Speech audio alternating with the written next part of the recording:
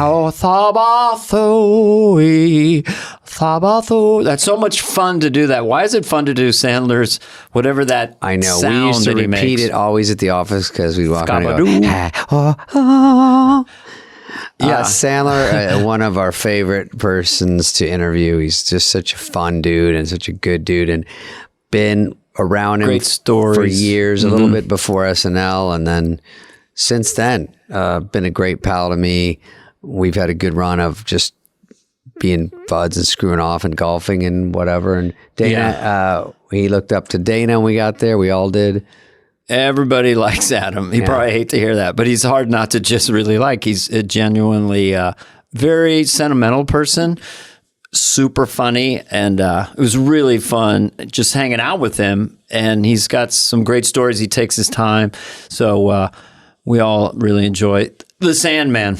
Yeah. And it's live. Can you believe it? So pull over, listen, call in sick at work, and hear it. This one goes long. Yeah, there's a big old giant audience there giggling at our little throwaways. So it made me a little lighter in my step the next day. All right, Sandu. Sandman and Sandu. I think he nicknamed me Dana Doo, right? Did anyone else call me Dana Doo? They called you Doo-Doo. Well, they call you were Spudley, right? I was Spadoodle. They didn't call me Doo-Doo. I'm sad now. Spudnik. And most of those are from Dennis. Cheers. But the shortest nickname I had was Spader McDater Potato Tomato Hangernator. Right. And I get that a lot. And Sandler just called me Dana Doo, but Farley and Rock always called me the lady because the church lady. And Sandler was Dana Doo because he did it the other night. And I realized he just calls me Dana Doo. So then I call him Sandu, and he goes, "No, it's Sandman."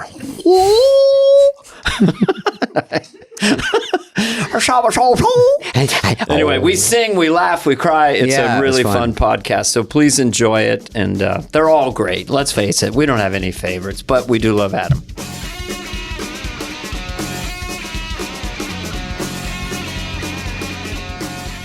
All right. Yeah, that's what I fucking think it's about. That's right. That's what you gotta do. You gotta get to your seat. You gotta get your drink and you gotta get to the seat. Sit down. It's starting. You gotta get to your seat. You gotta get your drink. You gotta get to your seats. You gotta get to your seats and get your drink. In what order, David? Welcome to the Olsen Twins show. Yes. It's clickbait. What has happened to the Olsen twins? Look at them now. Wow, it's a cute fest up front. Yeah. You know, we played here in 1962. You know, it was a shitstorm then. Ringo couldn't even keep his beat. People rushing in now. Yeah. This is the show, by the way. I hope you are able to write off your ticket. Yeah. You know, just send it to your account, and hopefully you'll get money, a rebate. This guy's got a laminate that gets him on all 350 shows from Netflix as a joke this week. So. I know. Netflix is a joke. Here's Joe Biden talking about the festival. Netflix is a joke. No joke. Good night. You know, he says no joke all the time when it's not a they joke. Get it. People are dying. I'm not kidding around here. My father died. No joke. We're dying now. We can't walk him to every joke. You guys will get David, it. there's two of us. We're like the Everly Brothers. I mean, I'll just be I'm over on here top of now. you like this. We could just spread the stage. You go over there. Look at this. I've never been part of a duo. Yeah, it's good. Let's get it going because we got our bud here and we want to get things started. Fly on the wall. We got a lot of things coming. I'm telling you, many people are saying we got a lot of stuff coming for you tonight. Fly on the wall. That's Trump. Trump with a head cold. Thank you. All right, You're tremendous. Let's Many get people are settled. saying. Let's settle down. Yeah, we're gonna settle in. This is our podcast. And by Yeah. the way, all joking aside, thanks for coming. I've never done anything like this. And we have our very, very, very, very good friend who we all adore as our guest, which is very cool. Look at this. All right. I Okay. can just do that. All right, this next young man coming to the stage. Yeah. Dana, you can introduce. Ladies and gentlemen, please welcome our very dear friend from Saturday Night Live and about 100 movies, the one and only Adam Sandler. Yay!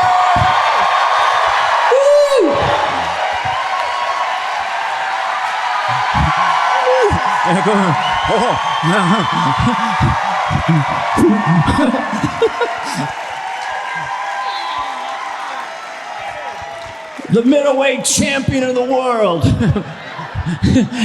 Hey, yo, Rocky, what are you doing? How are you? I didn't even know it started.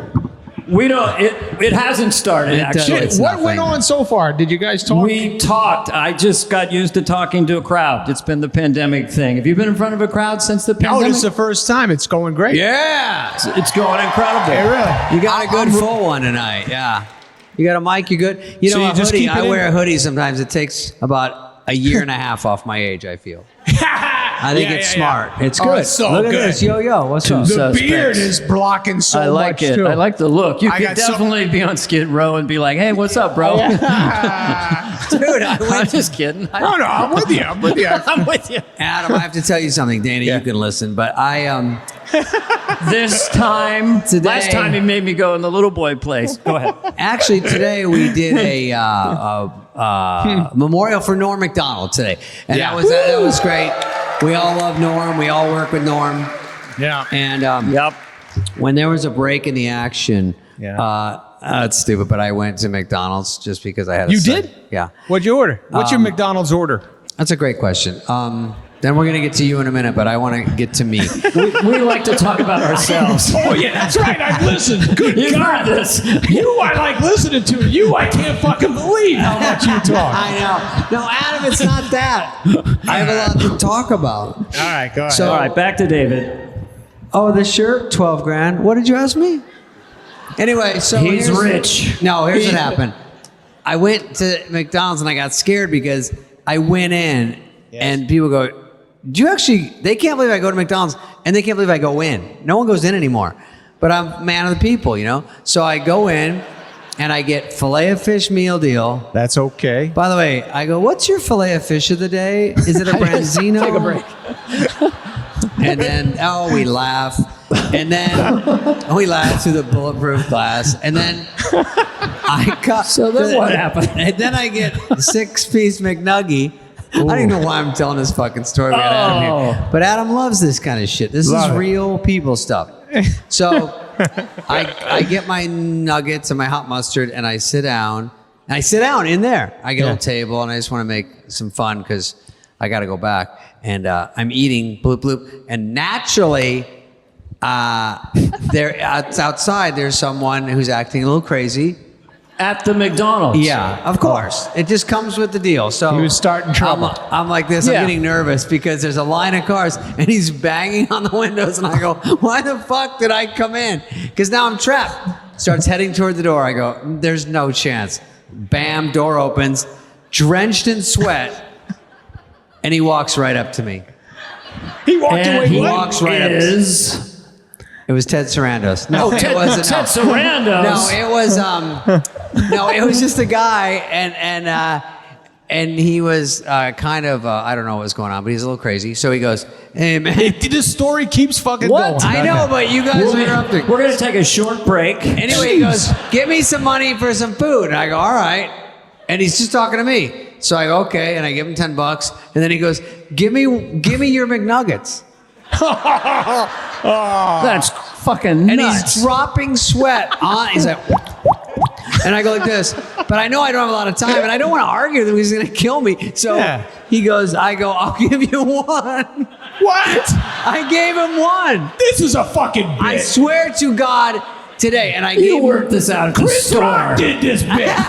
I'll give you one nugget. Give me one rib. Rich Schneider. I gave him a goddamn Who was nugget. it? Chris Rock. Oh, Chris Rock has that button. Anyway, this is a newer version of that. And then he goes, "Give me another one." And I gave him 2. Jeez. And then I go, "That's it. I Did he gave you dip $10. it in sauce? Did he dip He it didn't in want his to. I sauce? wasn't gonna let him. He goes, "I'll just dip it in the sweat." Bloop, bloop. So he had 2, and then I go, "Just go buy some." And the people at the cashiers were waving me off like, "Don't send him over here." And so he went over there, and then I got up and left because I got scared. But that's all. Adam, our And guest let's tonight. bring that guy out right now. Come on. Nugget Man. You know, Daryl. let's look at a clip. You met a crazy man in a McDonald's. That's pretty good, though, David. Anyway, Remember the crazy man you saw your first day in New York? What did I say? Where you saw a man masturbating in the park? Yeah, we thought, he was masturbating in the park, and we're walking by. We just got to Manhattan. We're hey, let's go walk in the park. And he's masturbating. We're kind of trying not to look, and he goes, "Hey, have you got the time?" It's like he's jacking off on a car bench, but he's really worried. And a park bench, sorry. Anyway, yes, Adam.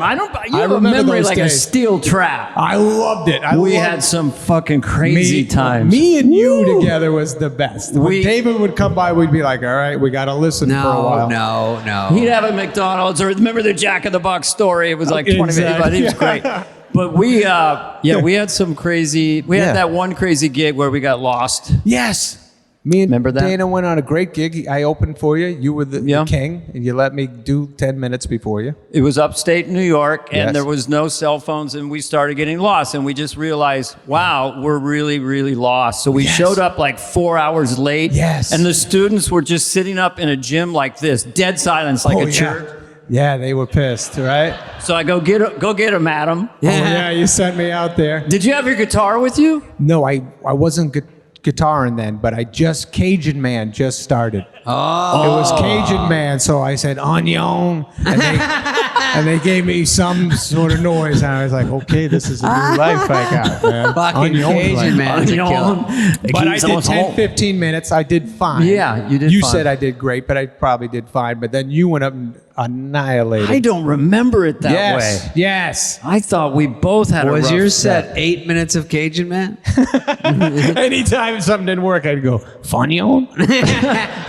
And we ate Cajun afterwards. We found a place in the Pocono Mountains or something, right? Yeah, we tipped back a few, drove back. No, we went crazy in the car. Let's admit it. On the way back, Adam and I just got a case of the Fuckets, and the car was full of beer. Yeah. And we started drinking it, and then you brought out cigars, or somewhere we had like cigars. Yeah. So we're drinking beer and having cigars and playing Rod Stewart for like hours. I like you and we both went remember. crazy, and we ran out of beer, and then we went to a liquor store, but you were with me, and you looked 15 at the time. That's right. I had an ID, but he goes, I'm not selling it to you because of him, and he pointed at you. And then we got him on I said to him, remember I said, onion? He goes, shut the fuck up. Usually that worked. They would just hand us a six-pack. Onion. Anyway, Alcoholism. we went crazy. But those are- Let's get to when Adam started stand-up, because you started before me, but you were in New Hampshire. I did start before you? I think, Okay. no, maybe it's about the same time. I started when I was like 18 and a half. And then you, how old were you? I was 17. Oh, when you started stand-up, where did you go on? I went on senior year in high school. My brother told me, and my brother was going to Boston University, and then he said, remember I told you, somebody went to Boston University here? No? Hey! They're like, whatever you want, Adam. Well, That's sure. It's a good school. Congratulations. But anyways, my brother, we were at dinner, and he said, hey, I got you that lottery ticket. I told you, remember you had to wait online and get a ticket to go on stage? And I said, oh yeah. My God, you got that? And because he mentioned it a couple of months earlier, and then I went, he said, it's tonight. So I put on a dress shirt. I remember I had a nice dress shirt with stripes. I didn't know how to button this. I was never good at buttoning my own this here, right here. So I rolled it up like Spade right there. Yeah. And then Because I still don't know how to do it. I don't know. Is that happening still? When It's I do funny it? that what you would think to wear the first time, because I wore a shirt and a tie. The first time you went Yeah. on? Really? That's nice. Because I wanted to look older. I looked very young, and I had to go to a real bar to do it, and the age was 19 in Arizona. So What was the bar? there's one called Chuckles, and then Anderson's Fit the Spade. Chuckles. I know they all have goofy names. Gutbusters, Was that in Scottsdale? the Looney Bin. Yeah, Chuckles was the first place I went on. And I didn't mean to stop your story. But where could you go on a bar when you're that young? I went on at a place called Stitches Comedy Club. See, Stitches. Stitches in Boston. You're Did you ever- 17. 17. Went No on one stage. gave a fuck. It's so funny they let anyone go on young. I didn't even know what to talk about. I was driving down with my brother, and he said, "Did you write anything?" And I said, "No. I'll wing it, He just man. think you're Everything's funny? Your brother was like your manager. Yeah, he 100% was just going, you got to do something with your life. And so there's nothing else you could do. You really can handle nothing. So I went on. I did the 5 minutes. I had a retainer because I was still young, and I remember just total silence. I was saying stuff that that I thought they would love, that my family's loved for years, and they were just going. And then I remember hearing one guy go, "He's got a retainer," and I was like, smiling. And Dana had Do you a remember any of pacifier. your jokes? didn't say anything that made sense. There's nothing to remember. I don't even know what happened. I used to get that blank mind, like the first 2 years, 3 years of comedy. All day long I'd be practicing and all the shit written down, and like I'm gonna say this, then that, then this, and then I'd get on stage and I'd be like, well, I fucking hate it here. Why am I here right now? And space out. You guys space out, I'm sure. Back in the blank day. out all the time. I would be Terrifying. nervous all day long, just adrenalized, sweating, just a bright red neck, terrified, pacing. Yeah. And It's funny, 'cause this when was you're- while I was sleeping. No, my point is this.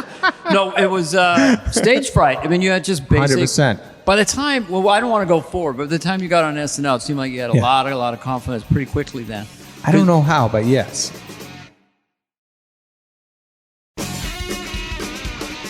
I'm just curious about a little bit about early Adam, just for a second. Yeah. You guys are curious about what made Adam Sandler like? Thank you. Whatever you want to. I do this sometimes with our guests. Just a favorite toy or a favorite bike or your first guitar. Mm-hmm. What would you have memories about any of those? All of those. I had a favorite toy. Favorite toy was probably the fucking Evil Knievel. Oh, pull the yeah, cord. SSP. Evil Knievel. SSP, making a I had jump. that. So you wind it up or pull it. You'd and it create your own little jump. You'd put pillows and cardboard, and fucking Evil Knievel would fly off of that. That was fun. I would scratch my mother's tile. She would yell at me for that. What was the second one you said? You're a bike. I had Stingrays were big when I was a Stingray. kid. Yeah. Did you have a bike that was a big chariot for you? Mongoose. I had a mongoose. A mongoose? Had a monoshock.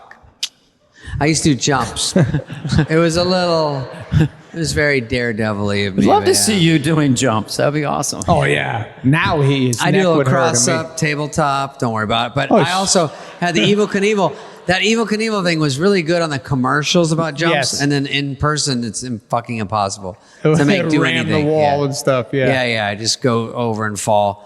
But when were you musical? Can I tell him about my fucking bicycle? No. You fucking So Hey, we're new to this. he's gonna hear from me What are right you moving after. on from my bicycle? You took over the whole bike thing. No, I thought it was. I had this trying to hurts. bail you. We're learning. We're learning tonight, which is great. Dana, you're fantastic. Thank you. But It's not true. But David, no. Yeah. So I always wanted a Huffy. I wanted a Huffy like everybody else. Now tell me about a Huffy, because that's Huffy has like a longer the long seat. So it was like a Stingray. like a Stingray. Stingray's got It'd have a banana seat. They call Banana it. seat, So right. the friend could ride in the back. Yes. A Huffy I had more of a cushiony seat. Yes. It was like a banana, but a little thicker for like dirt riding, right? Like if you ride, Was it sold at Sears? Was it from Sears? Well, here's the problem with the Adam Sandler Huffy. So I said to my family I'd like a Huffy. Of course, I didn't get the Huffy. I got something else, a green bike. They took the seat off. My father bought a Huffy seat and put it on the fucking on the bike. And I would go down to Webster School, my elementary school, and everyone's popping wheelies and on their Huffies, and I showed up with my Huffy seat and the green bike. And I was like, hey, and they were like, get the fuck out of here with that fake Huffy shit. So, was that a budgetary thing or teaching a lesson for your dad? There was a time when my dad, he didn't tell us he was so cool. Yeah. He didn't have a job for like a year and a half.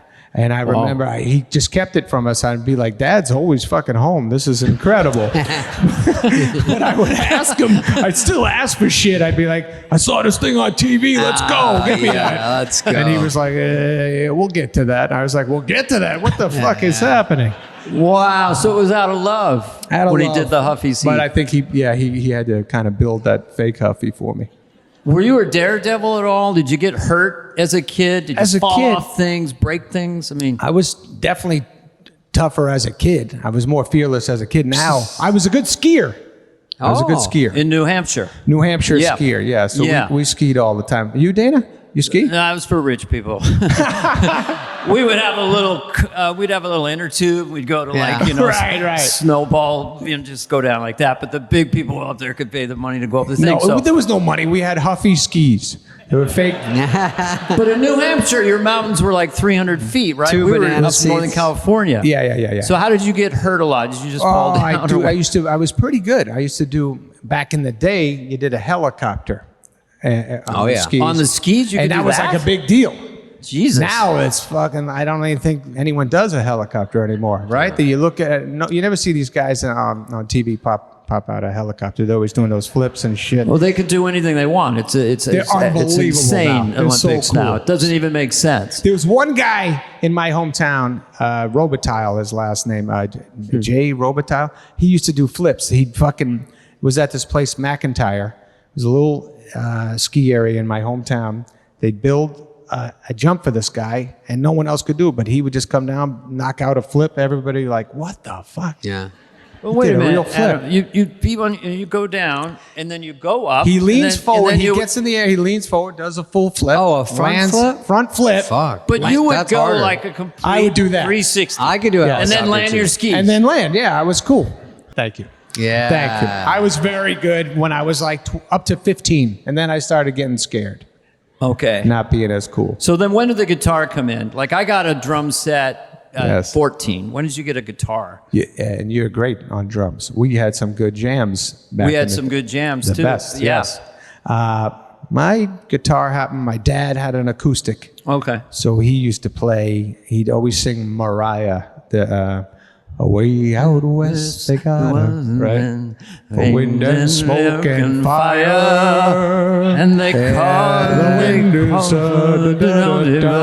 they called the wind Mariah. So thank you. You didn't know that one? Do you guys know I that did. one? I knew when to be quiet. You beat me down so much I didn't join in. Even though I have the voice of an angel. So you got. Well, we'll get David in on. Yeah, get in on the one rest, here. sorry. Okay. Yeah. Favorite entertainment that you saw in your formative years? I say 5 to 13, like TV show or movie that fucking blew your mind, Thing or a that comedian. rocked. my fucking Wild Wild West? No, you're too young. I like that. Yeah. I like my favorite thing. I think the thing that knocked me out when I was I love movies. I loved all the comedies. Like I'm sure everybody up here, the Mel Brooks and all that stuff. Young Frankenstein and Silent Movie and Blazing Saddles. and all that stuff got me. But I'll Crazy. tell you what really got me. I look back at it. I think I was in Florida, or Florida, as you would say, David. But I was in Florida. Florida. And, Yeah.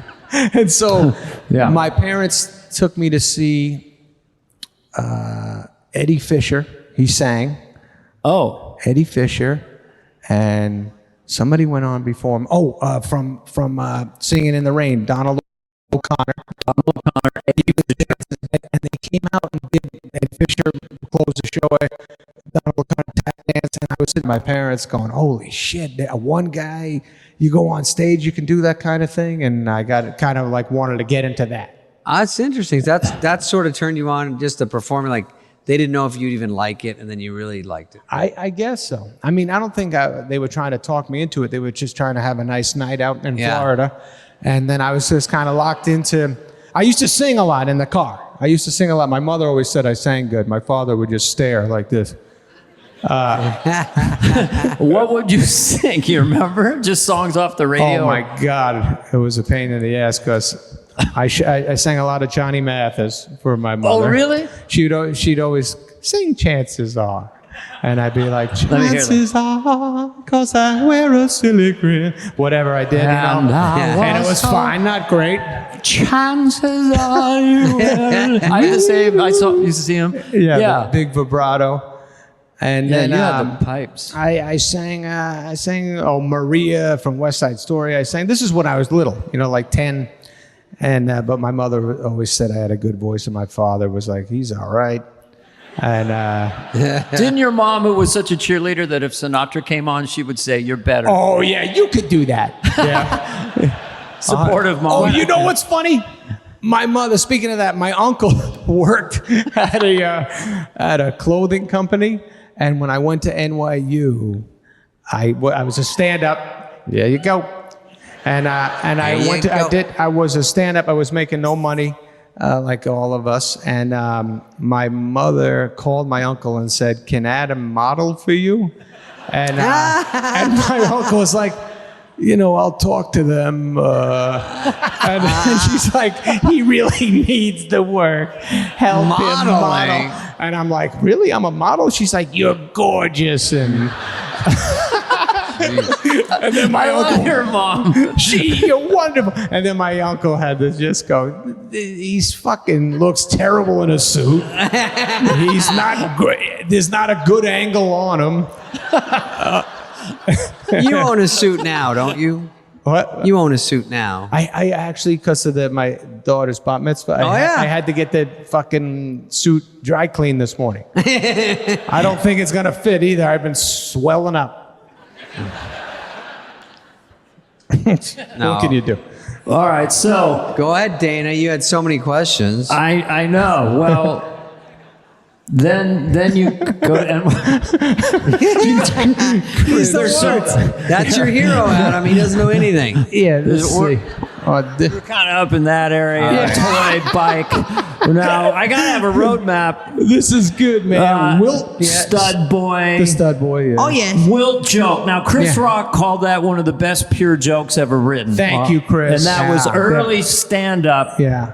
Yes. I That mean, was David, good. you want to... Because Let's hear I'm it. just thinking of Adam grows up, he goes to NYU, and then he's Yeah. in New York, he's 17. Yes. Within 6 years, you're on Saturday Night Live. Yeah. So what happened in those 6 years, David? Well, Adam was a great stand-up, had a very unique perspective, interesting delivery, good, memorable joke. It was more like one joke, one joke, right? Yeah, not really stories. It was kind of like that. And I wasn't even, we didn't have YouTube, all that shit, so I didn't know you till I actually physically saw you. Yeah. That was in the Valley. It was at the Improv And and the the Valley Valley Improv. We You ever go to the met. Valley Improv, Dana? Did you ever do that? Oh, Dana? yeah, I did that when I was living in New York in 1981, doing a sitcom with Nathan Lane and Mickey Rooney. Wow. I worked one of the boys. You check it out. And with Scatman Carruthers as well. But you like, Jack Tarabuto told me once that he was your he lived partner in my for a long dorm, time, and he knew you back then. You would just do a bit. You'd go to a club, wouldn't quite work, and then you keep going and going. And he'd come back like a week later, and you had it killing. So you were very tenacious about it, right? Yes. I don't know why. I was not. I was probably the same as you guys. You just, I don't know. I believed in it. I kept doing it. Found a way to kind of phrase it right. Do it till it works. Or do you ever tape? I used to tape mine, then it was very excruciating to listen to your own voice, but you would think you killed, and it was really just one person laughing loud. Yeah. Or you'd think it was nothing, but then you said something you forgot in between the jokes that was good. So you'd sort of like piece it together and then try it again and tape it. And Sure. Yeah, I did the same thing you do where you pulled out of a hat, but it was more sickening because I drove out from Arizona and then they'd have at the Improv amateur night. And so I'd sit there and they'd pull a name and read it and you'd come up. So we're all waiting. Yeah. And every time they pull it, you get nervous and it's not you. And I go, oh. And then, you almost don't want it to be you sometimes. So you're like, good, they're not going to get to Right, me. then it was tough. And then by the end of the night, I'm like, scared. I don't even need it now. It was, but then it never worked that way. And I think it was rigged. I think they knew he was going up. They had friends of friends. But I finally got a few things. But then we wound up running to each other. How did you do your first night? How'd I do? Yeah. First night of stand-up? Yeah. That's a good question. When I started stand-up, I take the mic off. Can I get you anything, Adam? No, it's actually I just anyone's remember first time is a we good were story. spoiled because when I got to Saturday Night Live, or I was in the Valley, and I was seeing comics. I was seeing guys like Drake Sather, who was great. I saw Adam was great. Schneider was funny. Yeah, he and was great. I was just wound up seeing guys that in a million years, how would we all get on SNL? It was so weird. that it would was happen big. that way. When you came in, it was like a firestorm. But you guys really, you kind of like had 20 minutes, right? You weren't headlining on the road. You had a great 20. Pretty and then good SNL 20, yeah. people saw you in the clubs. That's right. And they liked your writing. You got hired as a writer. Yes. Dennis hooked me up. Dennis Miller. So Dennis Miller. Dennis was the one who saw you. That's true. Yeah, Dennis Miller saw me a few times at the Santa Monica Improv. And he waited in the back after. I think you guys knew each other already. I knew he was my favorite we all comic back knew then. You probably introduced us then. Maybe, yeah. And he watched me and he said he liked some of my jokes and he was so nice to me and we loved him and we idolized him and he heard they were Lauren was looking at new people and he said you should check out the Sandman and Sandingo, yeah. He gave you that moniker? yeah, Because Dennis he always has a name for somebody. right. Christ's sakes, Sandman hitting it heavy down at the Prov in Santa Monica, okay? Tearing up the beach communities with his wilt to stilt humor. Okay? Sorry, I love being Dennis. I love being in that attitude. But thank you. So, what was do you remember your first bit that kind of became your rock? Like even if the set was not going well, you had one that started to work. Yes, I had one that I said Vicks Vapor Rub. I used to say, remember Vicks Vapor Rub? When your mother would rub it on your chest. Oh, yeah. And my mother would be rubbing it on my chest, and then we make eye contact. And I was like, I thought we were just friends, Ma. That was like my. That was a great one. That was my big guarantee back then. Did you ever say this one when you go, I remember that joke very well. I thought that was a great one. And he said, when I was, people say, if you could live your life over, would you change anything? You go, yeah. When I was walking when I fell down the stairs, I might have grabbed the rail next time. Oh, yeah, was that that's something right. like that? Yeah, that was it. Jeez, I forgot that. I mean, there's obviously Wilt Chamberlain, but you had so many good jokes, and they were so different and odd. And then Dennis got you on. Yeah, Dennis. But it's good to be different. It's very hard to be different. And so when you when I auditioned that night, it was with Rock, Dana Gould, and 3 other good comedians. Where were you? I was in Chicago. Flew to that's Chicago. right. Rock was Chicago. That's Rock right. did great. I did fine. Dana Gould destroyed. Great God comic. damn, that's what happened with me He too. was incredible. So he should have got it. He's I don't great. know why. He wrote for the Simpsons. He did a lot of great stuff. But somehow I got hired as a writer like David did. And then it would be David and Schneider, me, and who else was a writer? Anybody else? Just us 3?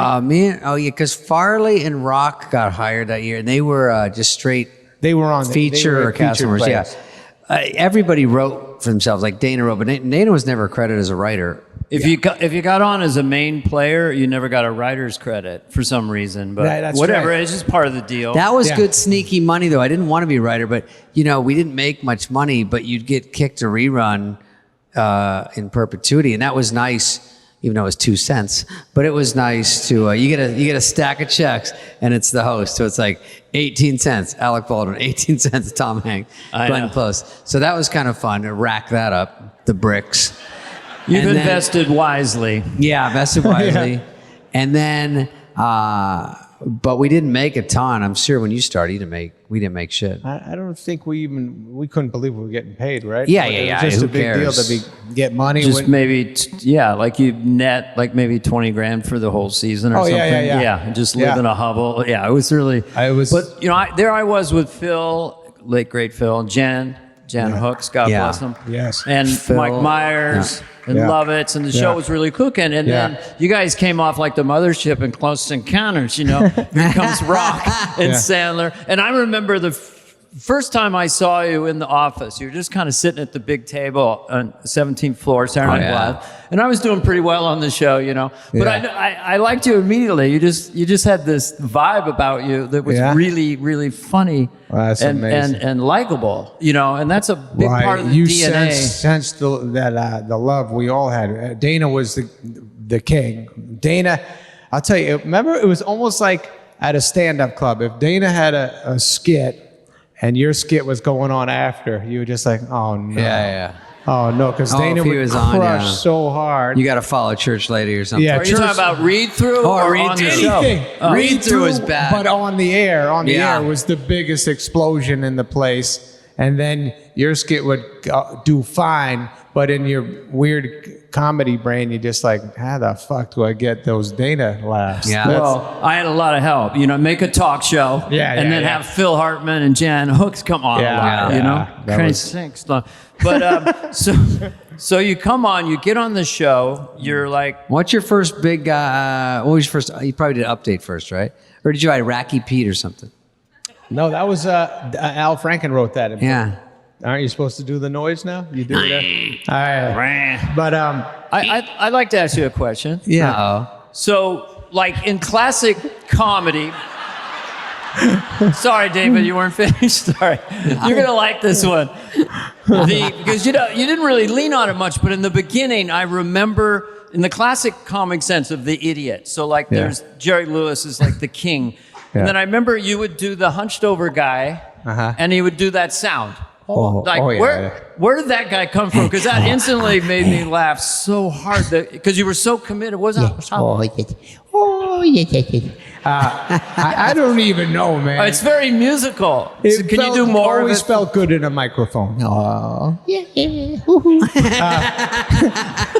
I don't even know if that ever got on the air. If I ever did that, I just remember seeing that and really loving it, But Yeah. there's one character I want to break down, unless David has a question, because I'm sure. Go ahead. We're really close friends. The Opera Man, the evolution of Opera Man, Yes. Man.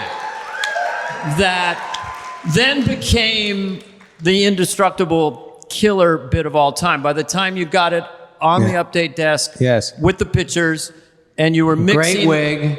So, Good wig, Adam, good I'll let luck. you fit, but talk about the origins of that and the way you did it, and then the way you ended up doing it. It evolved, right? Gotcha. Yes, it Okay, did. go ahead. Right. Yes. That's my question. Thank you. Yeah, that's a good question. And I remember you knew the guy. So there was a man on the street who used to sing opera on the street. He used to hold the can up, and you'd be walking down the street, and he'd kind of come at you and go, hey! And he'd sing really hot, and he'd charge at you, and you'd be like, whoa! And you give him money. I didn't know that. Yeah, that's kind of where I first started doing it around I the love office. that. I didn't know that. I met that guy today at McDonald's. He wasn't singing though. He's in between sets. Adam, what would a guy like that be ordering, like a McDonald's? How would he what did he sound? order? Yeah. Hey, barbecue sauce. The thing that you can sound exactly opera is one more gift on SNL. If you can Have a voice. If they'd write a singing sketch, obviously Adam wrote a lot of his own, but if they'd write somewhere you sing, you can get in. If you can play an instrument, you can get in. There's so many things if you can do. Dance. So if you do, I didn't do a lot of those things, which was kind of a drag, but Adam can sing so well and actually write songs that are catchy, because a lot of those things you don't update were actually really catchy on top of just being funny. And so that combo is big. And that Opera Man was a fucking cruncher. That always That killed. was a gift from Didn't the you do Turners. it off on the stage next update initially? Yeah, no. First time I did it, it was just gibberish. It was like it was a Subtitles. theater thing, and I think maybe you, or was it Phil? That's what I remember. I don't know if It was I like remember this maybe right. maybe you. But You I were was like, in my office. And Yes, that's Adam, it, that's Adam it. used to go around the office on all fours. So then I hear a little knock, and I'm in my office. So I open it up, and you're on all fours. You go, oh, and then you were asking me to do something, introduce Opera Man, you right? were the man. So I did That's remember right. that. So you were like a theater guy who would say, Yeah. "Tonight, the Opera Man." Yeah. Something like goes from the emotion of like trying Yes. to catch the bus. But unfortunately, he misses the bus. But then he sees his mother, is behind the bus and picks him up. Let's watch the Opera Man. Okay. Or something That like was how that. it's And happening. I'd Yes. walk. I'd be like, and then I'd see my mother be something like that. And that was it. And it did good. It did good at the It did table. good. You know, Sandler, it's good if you, a trick on SNL is if Adam was probably slightly newer then, But if you anchor it with Dana, who they love, Oh, right. and then he brings you on, and then they go, hey, Dana seems to like it. And then they start to happy to like help. the new guy. It helps you when you're new. It helps. Yes. No, it was Dana's the best at it, so that's what it was. But anyways, it did fine. It was up at the table. It did well. Everybody, remember, after a while, they started liking us at the table. When David and I first were on SNL, and at the table, and we try to get on, and we do full skits for ourselves, everybody else was kind of like, calm down. That's enough, guys. Yeah, that's enough. Not yet. Not yet. Not yet. Yeah. Right. But then by this time, they were like, all right, give him a shot. And then we did that, and it didn't do great, so Lauren didn't put it on. But then the Turners, out of nowhere, Bonnie and Terry Turner. Great writers. Great They wrote writers. for the show for Right. 8-9 years. Wayne's Yeah. World. Wayne's World. You they, and Mike. Yeah, they were. And they wrote the first Tommy Boy draft too. What's that? They wrote the first draft of Tommy Boy. They wrote, that's right. Tommy Boy, that's right. They were monsters. I don't even know why we don't talk about them more. They had some huge sketches. You guys should have them on this show. Yeah, I'd they'd love be it. Would great. love to. Yeah, they're Hi, great. Bonnie. Hi, Terry. In case Hello, they're guys. listening to this when it's released. But they wrote what we said. And Lindsay, their daughter. Their daughter, Lindsay. Yes. But anyways, they wrote this thing, and they talked to me. I was in my office. They were like, so remember that Opera Man thing you did? We came up with an idea for the news, and they showed it to me, and I was just so dumb and young and whatever I was, and I was like, yeah, I guess.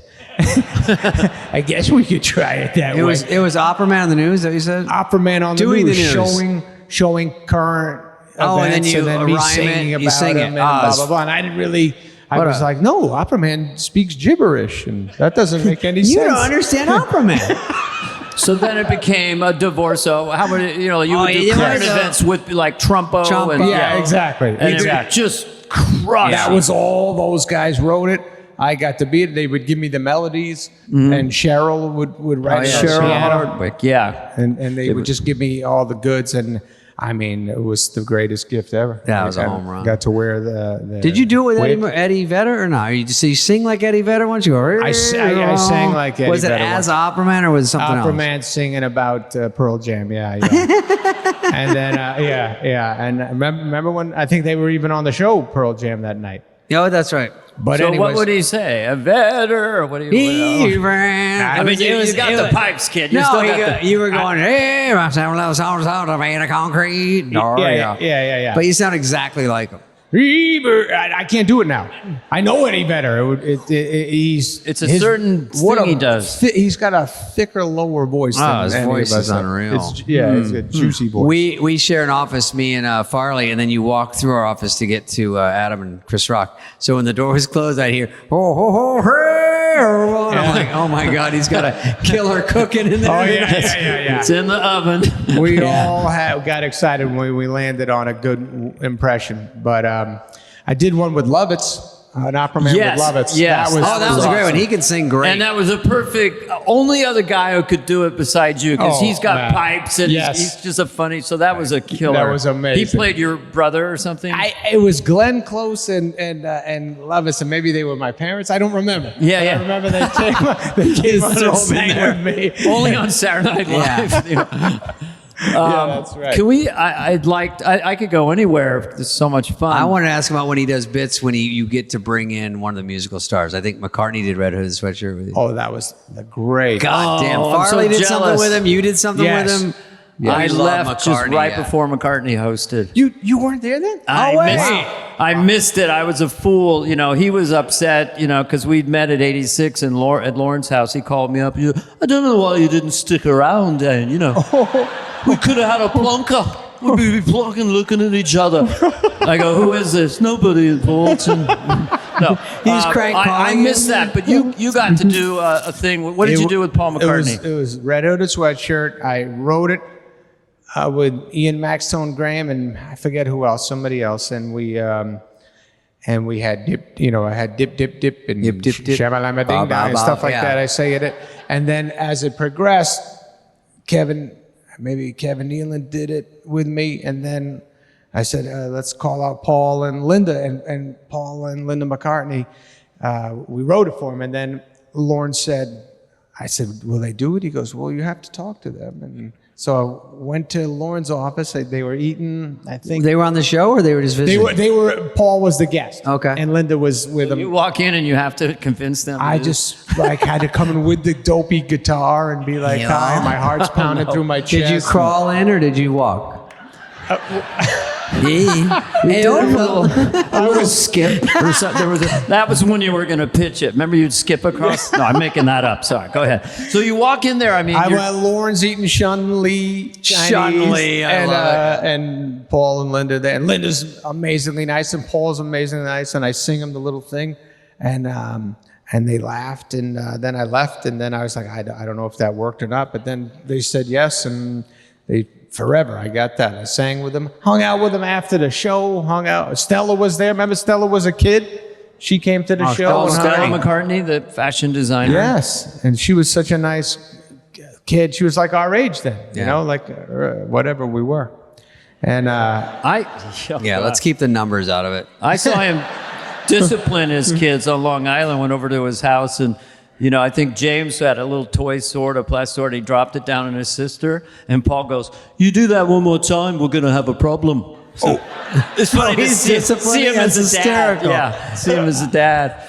So, I remember we love him. Some comic said he had $1 billion. He was the first one with $1 billion, and they go, you know, if he lost his wallet in a cab and there was $500 million in it, he'd still have $500 million. That was some comic joke. But do you remember when Farley's brothers came to the show when McCartney was on, that stupid story where Paul looked the same as Paul McCartney growing up, but he had a little bit of gray hair. And so Farley's brothers were standing there with red cups. There was no security. So the music comes out of their dressing room, walks by the 8H page desk, you know that, and they walk right into the show. And they go, Paul McCartney, 1 minute till you're on live. And so you see he comes out with a bodyguard on the front and back, and he walks out with his guitar, and it's fucking Paul McCartney. I'm there with Farley's idiot brothers, and they're all drunk. And he comes around, and they go, and one of them goes, "Hey, Paul." And he looks over and he goes, "Getting a little gray." And he goes, and then I remember that, man. he walks out, and I go, "Are you an idiot?" He goes, "He looked." And then he goes on the monitor, and they're like 15 seconds, and he looks in the monitor, and he goes like this. He got in his head right before he went out. Oh, no. And you know, he's like, "Is my..." And then, anyway. So I will say one of my proudest moments, because sometimes Adam and I would try to write together, or we would all try to think of excuses to all be in the same sketch or whatever. Yes. And the one I like the best is the Gap Girls when we were in the... That was all David. In the mall, and then Farley says, "Lay off me, I'm starving." That is one of the funnest ones we ever did. Yeah, man. And Schneider was in it, and Sarah Gilbert was the host. Oh, yeah. And we were all, that was just the fun for me, because we would all just rehearse. So, you know, you write it, if it gets in, you laugh at read through, you laugh, you know, when we talk about who plays what parts and what we say, and then You really add jokes. wrote all that stuff, though. That I was know, all but then you. everyone adds jokes, whatever you want, and then we got to do it on. So you have to rehearse all week or once Yeah, or you twice. get to be and together, That's a rehearse, good and reason to hang out is to rehearse. Yeah, that was amazing. Does everyone know about the Gap Girls? Because there's a young audience. Okay. Because there's some younger people here. Yeah, Oh, it was I know, just a man. sketch where we all worked at the Gap. We played girls, and it was infuriating to And everyone. how did you talk? Whatever. That's right. Yeah. Oh my We're God, like, that's so weren't you at the yeah. folding meeting? Yeah. And I went to the Gap and studied it, and they showed how they put a clipboard in the sweaters and pulled them out and folded them out. I was Oh, like, yeah. mesmerized. And then they would actually, this is when you feel kind of like a big deal, because Yeah. if you get a sketch on and you're just some doofus from Arizona, and it's like a dumb sketch about the Gap, and then when they bring the sketches written and it's put up on its feet, they talked to the Gap and brought a whole section of the Gap over. So they had a security guard, because it would cost so much. It was real pants, real sweaters, and it was just a chunk of the Gap they moved in, and the Gap liked it because it was free advertising. Yeah. Even though we made them all look like morons. But it was still really fun. And then we all hung out there and would practice in there, rehearse, whatever it's called. And it was great. So we did a couple of those. We did Gapperty, where it was Jeopardy. It was just a fun way for me, you, and Farley to be in sketches. Yeah. And that was What was really, our names again? Say it again? What was our names on the Gap? Christy, Lucy. He was Cindy, and you might have been Lucy. Yeah. Yeah. And does anyone know? Something like that.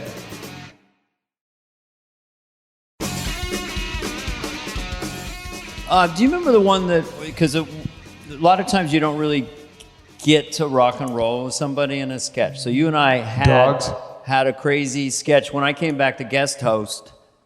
Dogs? No. When you play drums? What? Pepper Boy. Oh, well, that was the let's talk best. about Pepper Boy. So Yeah. that was incredible. That was like, you and I were peaking on the air show. Chris Farley was, Tim Meadows was. Yes. Farley crossed his eyes. Let's talk about that for a second. That was Steve Coren started. That's right. Wrote it. So it's just too. I was kind of he was my protege. I was the mentor. I was obsessed with how to do the pepper. The huge pepper mill. And Adam was kind of the young underling and Yes. really eager. And I'll just set it up for a second. It did well in read through. Yeah. Pretty well in rehearsal. Dress show, pretty good. Yeah. Then Steve Coren comes to me and tells me something you want to do What was between shows. Was it the? So at one point I was gonna. You were going crazy. You were so nervous. Remember, I slapped you. Yeah. Comedy, it's always threes. And then I headbutt you, right? Yeah, with the sound effects. So between dress and air, Steve Coren, the writer, comes in and says, Adam's going to put the pepper shaker between his legs. So you're going to do this. Oh, yeah. Right? Yeah. And then we timed it great, but we really peaked on air. Yeah, that was amazing. That doesn't happen every time. We committed so hard. I mean, because Tim Meadows was sitting there and I was doing the pepper. You like a pepper, huh? Oh, I mean, it became way, I don't know if it was sexual or something, but we were just on another level. I'd say once 2 weeks, if I'm in a restaurant, a guy with the pepper thing will be like, fresh pepper. And I'm like, all right. Yeah. And do you remember what happened? Like, Farley was always the best at breaking people because he could be explosively funny. Do you remember his line and what he did on the I air? know what it is too. Yeah. We flew in from Tommy Boy. Yes. For just the show, and then we had to fly back. Oh. And he goes, I have a line in Pepper Boy. And didn't he have a big beard? He had a big he looked beard. ridiculous. He really hammed it up. His said, line they was, said, why thank you, Pepper Boy, Why, right? thank you. He This said, I'm is- going to make you laugh. He goes, Etsy, I'm going to make you laugh out there. I think he said- He taunted you and said, before it started, he goes, Etsy, I'm going to make you laugh out there. And I go, all right. And then I think he leans back and goes, why, thank you, Pepper Boy. I've never seen a human being transform like that. I think he had said like that's the 12 chins and Perfect amount of pepper. But huge beard for no reason. And big, But he and saved screamed it for the air show. he did, Yeah. yes. He crossed his eyes, too. If I Adam remember. starts to turn purple. That's the stage. I'm over here. Adam's turning toward me and trying not to go. Yeah, the yeah. sketch had gone so well that I stayed in character. Yeah, but you I was said, sturdy. don't break. Do you remember? Do you remember that? Of course. That's funny, man. Don't Yeah, you were break. the pro. You were the pro. The We funny were thing is, goofy. as Farley wasn't even supposed to say it that loud, it made no sense. Well, He's supposed to go, why, thank you, Pepper Boy. But he goes, Right. why, that? Oh, yeah. He lost his marbles. Yeah, there, well, that's his mind. But that was an electric sketch for a restaurant Man. sketch. And then Il Cantonori when we did that well, you one. guys wrote Il Cantori, That and was, that that also was major. was explosive. But you would take the reins, murder. Yeah. Then we'd have a little thing to do when we were like, let's jump on the Dana fucking thunderstorm. Yeah. well, I don't quite. If you guys killed too, you and Schneider we came did, in. We you're did good, but you got them all ready. That was an Italian restaurant where all the waiters are too sexual with Christy Alley and all the women that come in, they're like, oh, bellissima. That's right. Bellissima. Yeah. I start licking Christy Alley's face. I'm supposed to lick her face really hard. I remember in rehearsal, I go, is this okay? And she goes, oh, yeah, go for it. Whatever you want to do. Bellissima, I like it. Oh, you like it? But you guys were just, Crusher. You and Schneider came in with, Yes. Schneider had no clothes on or something. What was I that? had no clothes on. That was I was the guy back then. I could take my fucking shirt off and feel okay. Now there's a reason the sweatshirt's on at all times. He has another shirt in case that somehow falls off. You know what's another crusher was Lunch Ladyland, and a great song. I called Sandler about a year ago. I go, Yes. it's on my iPod, and it came in, and I Really? go, this is a good song when he goes, Sloppy Joe, Sloppy Joe, yeah. Was I go, the way you write it, and it's actually funny, and then you do a sketch, and it's funny, and then you hear it again, you go, that's actually a good song. Like you can... It's always catchy songs that stick I sang that on my album before I sang it on Saturday Night Live. Oh, yeah? Oh, you did it first on the album? I did it first on the album, and Farley was at the taping of my album. And so when I'm singing on the album, Sloppy Joe, I think I'm in Santa Barbara. I don't remember where I was. Just a cool club. I'm sorry I forgot the name of it, but it was a club. We were recording. Farley was in the crowd going nuts. And then his crazy voice is so, when I'm going, Sloppy Joe, Sloppy Joe, you hear Farley going, Sloppy Joe, like, and he never even heard the song before. He just kind of said, all right, he's going to sing Sloppy Joe. Wow. Did it. Yeah, that was a crusher.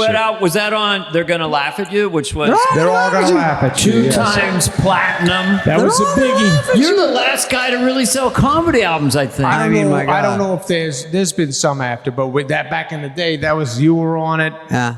Everybody was. Hey, buddy. The buddies. We did buddy, dude. Yeah. Homie. Yeah, that was a great one. What the Hell Happened to You was another one. Yes, I mean, yes. Thank you. That was where your real acidy humor came out on those albums. That was where I got to curse a lot for the first time, and David cursed with me, and we all we were so excited. It was like being on Saturday Night I just Live. thought it was like jazz. I mean, the one about the announcer with the champion. You say the word champion, It's a yeah. golf announcer. Yeah, you do yeah. it. Yeah, you say yeah. the word champion The like champion. 500 times. Go It's ahead. about a golfer who has like a 9-stroke lead, and he's on the last hole, and he keeps missing putts. And you're the announcer? I'm the announcer going, the champion is feeling it today, and he's about to set the course record, and the champion. And then he putts it, and you hear the crowd go, oh, and he'll, well, the champion laughs that off. 8-stroke lead now, you know, all that kind of shit. And then it gets more and more Just insane. closer to being like choking, and he's like, well, he's up 3 strokes. Hopefully he can put this one in, and then it's Blake Clark is doing Blake the Clark. voice of the Blake champ, Clark. and he's going, God fucking damn it. Anyways, Those albums were good because like they lay into the crowd of college kids in the summer, and then you come back and you're even bigger on SNL because they're like playing them over and the over albums and were over. the biggest Smart. deal besides Saturday Night Live, because, like you said, I would go out on tour. The kids who were coming to see me knew the albums, so they knew some of the songs, they knew some of the characters, and that definitely relaxed me on stage. Yeah. All of us, we used to have fun. Well, let's just say, because you've given me a lot of props, that by the time you're after about 2 years in on SNL, you really were just like top notch. I mean, you were crushing consistently on that show, and the audience was falling in love with you because, you know, when you'd sing Hanukkah song, when you would do your guitar or Thanksgiving song, Right. First of all, you're a really good acoustic player, Not bad. and you can hold a great melody, and then it's so silly and funny, and also watching you enjoy it. Not breaking, but just the light in your eyes. Right. It's so infectious. It was you know? exciting. Yeah, man. I remember that. I remember singing that at the table, the turkey song, the Thanksgiving song for like Smigel and a couple other writers at the table going, singing it to them. And if they laughed, I was like, oh, fuck, okay, they think it's You're funny. onto something, yeah. It was a big deal. If those guys, the great writers on the show, when they would smile at what your idea was, like Jim Downey, if he said something was good, you would just like, even if it didn't get on, you were like, all right, I'm funny now. Yeah, we had the A-team there. Was Smigel, genius, Downey, brilliant. You know, we had some incredible writers helping us. When was achieve your our first dreams. movie? That was when we did the summer we did Tommy Boy. You did Billy Madison, right? Yes. Yeah. Yes. And then the next summer, Happy Gilmore. Happy Gilmore. And then those movies kept making it more than the other ones. They give you another one, and then it was Wedding Singer. Was Wedding Singer. And then Waterboy. I think fucking that was where it was the Waterboy. mic drop. At that point, you were a movie Yeah, it star. was too big. When you do you did, of course, Billy Madison, but you do Happy Gilmore, The Wedding Singer, and Waterboy Yeah. within like 24 months or something. Then Big Daddy. Then Big Another Daddy, mega monster. Yeah. So you have too many. I can't even. You know, many. when Waterboy came out, I was hosting, and you were there that weekend, and we were going to do a bit in the monologue, and then you had to fly back. Waterboy was such a fucking. They told us, or they told you how much it made, and everyone was like, "What the fuck?" And then you had to get back, and I changed my monologue, and I just did stand up. I wasn't doing stand up in monologue. You're kidding me. I was Yeah. supposed to go out with you. Well, we were gonna do audience member, you know, when you go, man. oh yes, can I do Oh, it? And you're gonna man. ruin my monologue with questions. And then they go, Lauren goes, well, you know, you said you had to go. And I go, all right, well, what do I do? And he goes, stand up. Oh, really? Aren't you a stand up? I go, well, I fucking never do it anymore. I go, tonight? So he goes, just throw some things together. I go, so you can't go practice or run to Catch a Rising Star. So I put some together, but it's so fucking terrifying to do a monologue anyway. And then Oh, yeah. cordless mic. Hosting's hard. And then everyone's like, Well, And that then- is the worst when you're doing stand up and you're about to go out and you look for the mic and then the guy makes the decision for you like, don't use a hand mic, use this. And then you go and you don't have a fucking mic in your hand. You're like, holy shit, what do I do with both my hands? I go like this. Hey, you don't I know, what know to we're do. not used to it. You know? Or a mic stand. I lean on a mic stand. Sometimes it's not there. Oh, You go, yeah, looking for a mic stand to lean on, It's right? just like drowning. Yeah. Yeah, when you first start to stand up, you just hold the mic like this. Oh, God, you're And, choking you it, know. yeah.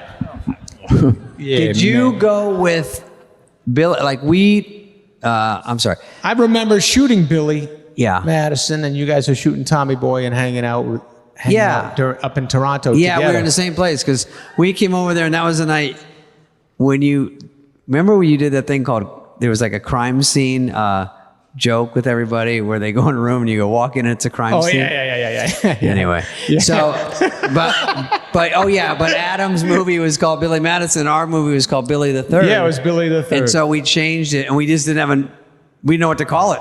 Of all things, we both have the same lead as the same name. So we eventually changed ours because the name of the movie was Billy the Third. But fucking hanging out in Toronto with you and Farley. Oh, it was great. We had a couple weeks together. What up a- there. It what was a- Nice, I didn't know Heyday, that. yeah.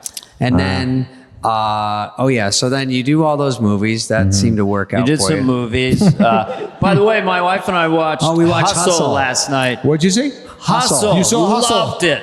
Yeah, I think it's a great movie. and Yeah, we you got to put 'em talk in it. about Thank Hustle you. is a movie he's got coming out. I got and a new it's- movie, yes. It's yes. on Netflix, and Netflix. it's Yeah. kind of like Hoosiers meets Rocky Yes. meets Moneyball, Yes. and you're 100%. great in it. Thank I you, mean, man. really great. Thank you. It's just a Thank you. it's just a really you know It's a right? It cool really movie. works as a movie. I can't- I got teary eyed. Yeah, it got man. me. That's yeah. so great, Dana. Well, I mean, I don't love know how you. much we can give away. Adam's a basketball Sports agent. Yeah. Yeah. Oh, you were? And a coach. I didn't like see it all. Like a. like Adam a- works at Magic Mountain. I watched it think I saw a twice. different movie. No, Adam's you're a A scout. scout. Yeah, he's a scout, and then he's wants to I be a discover coach. a guy in Spain. I want to be a coach. I can't get on the staff, and I've been working for the Sixers for many years. And I find out, yeah, you like the Sixers? I'm nervous about Joel there. I hope everything's. I'm yeah. That is a good team, though. But anyways, I discover a guy in Spain, Juancho Hernan Gomez. He's just he's an NBA player who never acted a day in his life, Yeah. and he's so fucking He's, good. It's he's great. so He was great. great You in really it. believe he's just from this little village Yes. and really just has nothing going on. Beautiful jump shot. I knew it wasn't CGI. Yeah, you knew it was I mean, like like an a real amazing. player. Yeah. Yeah, All 'cause you I'll- think is how many times you got to do every scene he makes, every basket, and you go, is he making all these fucking baskets? Because I've been on sets where they're like, going again. I'm like, make it. Let's get the fuck out of here. But it's very hard to do that in all those Yeah. scenes where it's pivotal. He has to make it Yeah, in a yeah. crowd with a crowd behind him. And you got all these NBA players in it. Yes, It's very real. It's unbelievable. Unbelievable that Heidi who's Gardner. it. Is it Heidi Gardner? Heidi's in it. Oh, yeah. He's got an Heidi SNL, Garner's in it. She Oh, that's cast right. member. Yeah. Heidi Gardner. She plays Robert Yeah. She did a Duvall's nice job. daughter, who Robert Duvall owns in the movie, owns the Sixers. Yeah. And he has Ben Foster's his son and Heidi Gardner's his daughter, and they all work for the organization. And Heidi's excellent in it. Yeah, and she's great in it. And Duvall must have been huge to be in the same movie. That was amazing, hanging out with Duvall. Must have been. What She was shot that the like? shit with Robert Duvall we were together 3-4 days. Did all our scenes together. We talked and sat. I sat in he has a Rolls Royce in the movie. I fucking sat in the back of a Rolls Royce. Just talked about The Godfather. Talked about Like in everything. between setups. It wasn't like he just was cool. He was just talking about everything. And he's 90-something years old, and he was just a sweetheart. And he was great stories about James Caan, and he just fucking knows everybody. See, that would just you're a fly on the wall at that point. Yeah, And he's 100%. talking about The Godfather. You're talking about The Godfather, just saying the You first try name. not to ask him about it. You're like, what other movies you do you liked? And he's like, Sonny, the protection squad, Sonny, they're gonna help us. He always had that. Exactly. Yeah. That's all I got. Yeah, that you was a big also, one. he Look at gives this, Brando. I think, because, the movie, I don't want to give anything away, but it kind of goes roller coastery, but you have to get on the phone, and it was like very great acting, solid scene where I was like, oh my God, that must have been hard to do, but very, like a tearjerker. There's a couple of scenes like that in there that are really get you into the movie. And that guy was, the basketball player was great. Actually, remember I ran into you, Yeah, we golfing? played golf with Juancho. And you were with him, and you Yeah. go, this guy's in the movie. And then he was super cool then. He's 6'9". Yeah. He's from Spain. Him and his brother both are in the NBA. He plays for the Spanish national team. He's on the Utah Jazz now, and he just did it as a fucking joke because of the pandemic. They were like going around saying, we're looking for a basketball player. Adam Sandler's got some movie LeBron James is producing, and his sister said, why don't you do it just for fun? And he did it. He auditioned. We were like, geez, that guy's pretty damn good. Yeah. So who is good that? in it. It's amazing. And that he he's a did these scenes, like when you have to do a real crying scene in a movie or something like that. I don't know about you. You cry a lot. I've seen that, but in real life, I don't cry that much. But on a movie every set, day at 10 a.m. when you have to cry in a scene, you're just like, oh my God, how the fuck is that going to happen? And whatever, you work hard. This Juancho did like 10 setups of different angles, blah, blah, blah. And he was just bawling, crying, and saying his lines perfect. I'm like, and he's a handsome fucking Yeah, he's a guy. good looking dude. I was trying not to say that, but he is. Yeah. Oh, he's so Handsome. good looking. He can cry. He's got cries. everything. Actually- he's got it all. It's game over. It's 6'9", crying, handsome motherfucker. I know. 6'10" and a half, actually. Sobs like a baby every day. I started Size getting angry. 13 feet. Dana, I will give you guys a tip. If you're ever in a movie and you have to cry and it's hard to, you fake it and then you go like this. And get glassy. That was eyes. the end of Tommy Boy. He's obviously crying. That's good. It does work. The It's only called problem, great acting. But Adam, I'm going to ask you a Look into it. question. Yes. Do you feel like, because you had Uncut Gems, that was pretty good, right? Yes. Thank you, Dana. So then I saw that, and then I see this one. It seems like you're I don't know, and the murder mystery movie. I mean, you're on a roll. I mean, are you feeling like you're more Continuous comfortable roll since high acting school. now? Are you changing up stuff because you seem to be at this other level, or is it just from doing it so much? I think I'm getting older, more opportunities. Guys like the Safdie brothers. Yes. The Safdie brothers, who your brother, he kind of worked with them as Help them get going, help them get They're going. great friends with Andy, and I met them, 12 years ago. They were talking about Uncut Gems then. They Uncut were Gems. trying to get that going. Yeah. I was sort of the muse for Justin because I met him 12 years ago. Uncut Gems. But those guys are super cool, Yes. very good. They're They great. did. I think they did a Kate Spade commercial that Andy Is that wrote. how you guys met? Yeah, and I think Andy wrote an idea and they did it, and then it somehow went to the Cannes Film Festival, and then they did a movie called, I think, Daddy Longlegs after that. Yeah, maybe. an incredible And then movie. they just kept getting, they were just better and better and better, and Yes. did yours, and you know, maybe one day you'll do another one with them. They're Yes, fucking great gonna guys. make another one. They're writing another one right now. But I lucked out. I'm getting to do all this great stuff. Noah Baumbach, PTA. Yeah. They all hooked me up. They all wrote great stuff. They asked me to be in it. Jim Brooks. Paul all these- Thomas. Damn. I Yeah, lucked some- out. Yeah, Paul Thomas. And then you Anderson. just get more relaxed over time, right? you get Or more in the pocket. Or, you get. I guess I'm getting. I just did a movie with Johan Renck, and he did Chernobyl. He did the series the Chernobyl. series, brilliant. Yeah, he's Yeah. incredible. And I played an astronaut in it, and the guy is fucking crazy in the movie and going through a lot of pain. And I went, yeah, just fucking do it and go and try your hardest. So that's all I do. I try my best, and the ones that don't work, they go, all right, we got to cut around that. But but I try to get as good as I can, and they make it work. Is it ever scary? Because these guys do great movies or great TV show, and PTA obviously one of the Paul best. Thomas Anderson. One of the best ever. Yes. Yes. And then, He but you is. know PTA a little bit. But if you get lucky enough, you know you're paired up with some great director, and usually on sets like Grown Ups, those kind of movies, you have more of a say. Yeah. But if you have to kind of keep quiet somewhat, not totally, but Yeah. and trust them. And do you ever get a feeling where you're like, I don't even know if this guy knows what the fuck's going on? I mean, that must be scary These guys, because they're so good. But you go, it's gonna work. They know what they're doing. That must be hard. you though. just go, you just give yourself to them because you know they're great, and you read the script, and you just don't want to let them down, and you jump in their world, and it is neat. It's neat, not. I always feel more comfortable doing comedy. I'm always more at ease going, all Yeah. right, we're going to go make a movie and have a great time and try to come up with the best jokes and make everybody laugh. Yeah. Love that. I'll love that the rest of my life, just like you guys. We're addicted to that. But the other stuff I'm getting to do, it's awesome. I know you both would crush at that also. It's just different. It's fun. Yeah. It's a different day in the trailer. You don't go, what the fuck?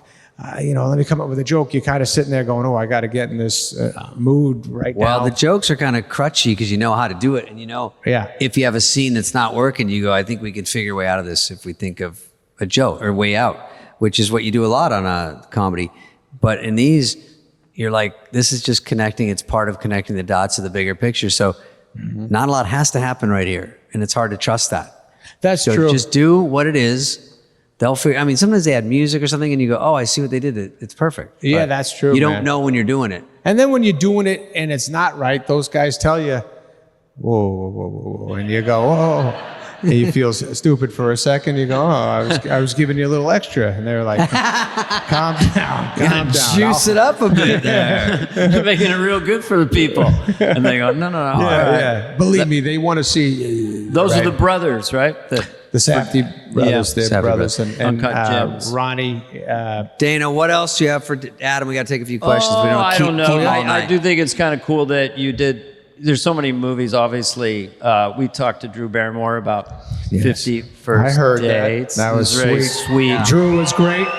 Drew gave you answers that were incredible every time. Doesn't Drew automatically take even a half a question and she fucking goes? And she's poetically does a 7-minute Yeah, answer. it's unbelievable. Yeah. Beginning, middle, and end of every story. She goes, I'm going to guess your next 3 questions, and here's the answers. When I went to SNL, we were Yeah. like, okay, made it easier. just That was Finding my amazing. truth. Her talking about being a little kid on SNL. Oh, I know. Yeah. At age 7. By the way, hosting. I've listened to, I think, every episode of your show. You man. have? I fucking love this show. It's the best. yeah. I'm so happy for both of you. It's the greatest.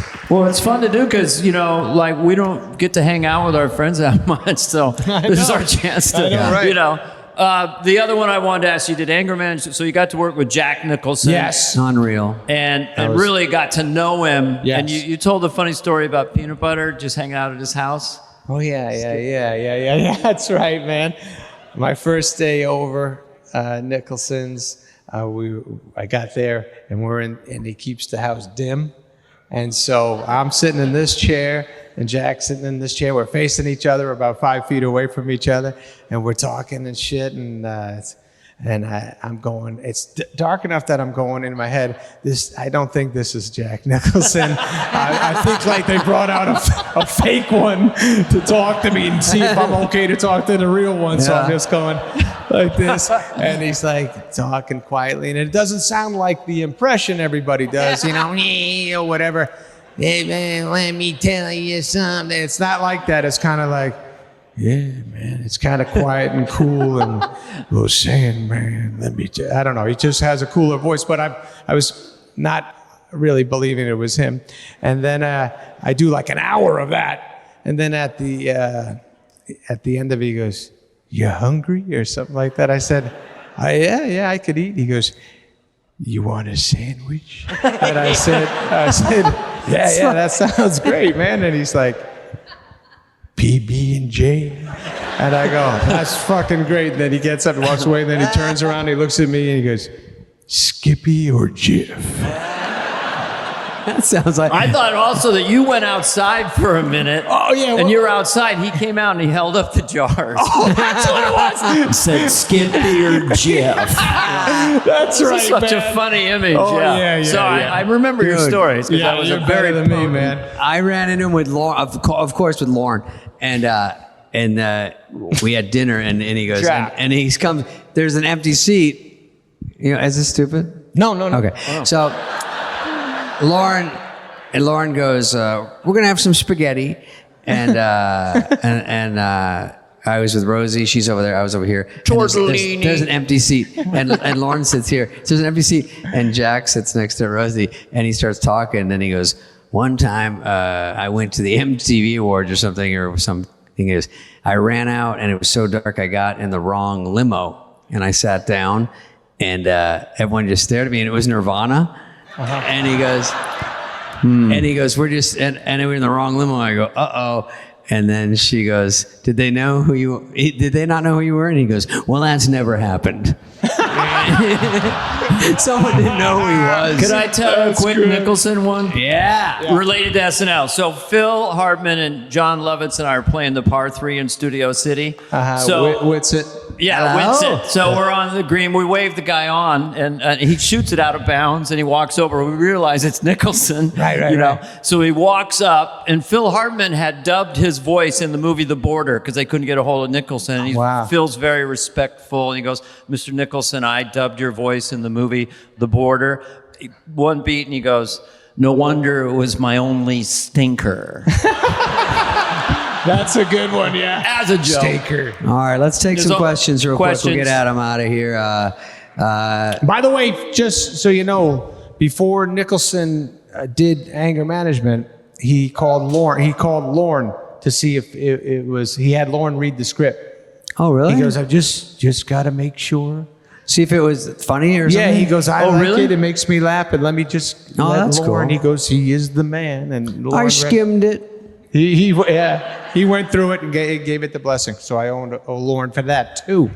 We owe Lauren a lot. Yes. And Lauren, you appreciate Lauren more and more every year you're away from the Yes. show. What he Yeah. has to deal with, the egos, the politics, keeping the sensibility in a certain frequency. Because if he left, it could turn into hee-haw in a second. Oh man, He you're right. likes smart, he likes Yes. big laughs. So there's a lot of respect for That's Lauren Michaels. very true. Yeah. All right, how are we going to do Q&A? How do we do it? Oh, they line up over there? Okay, line up with him if anybody has a question. We'll do a couple, and then we'll get this. Greg Holtzman. We'll get you guys to the other Good job, 300 Greg. shows Yes. tonight.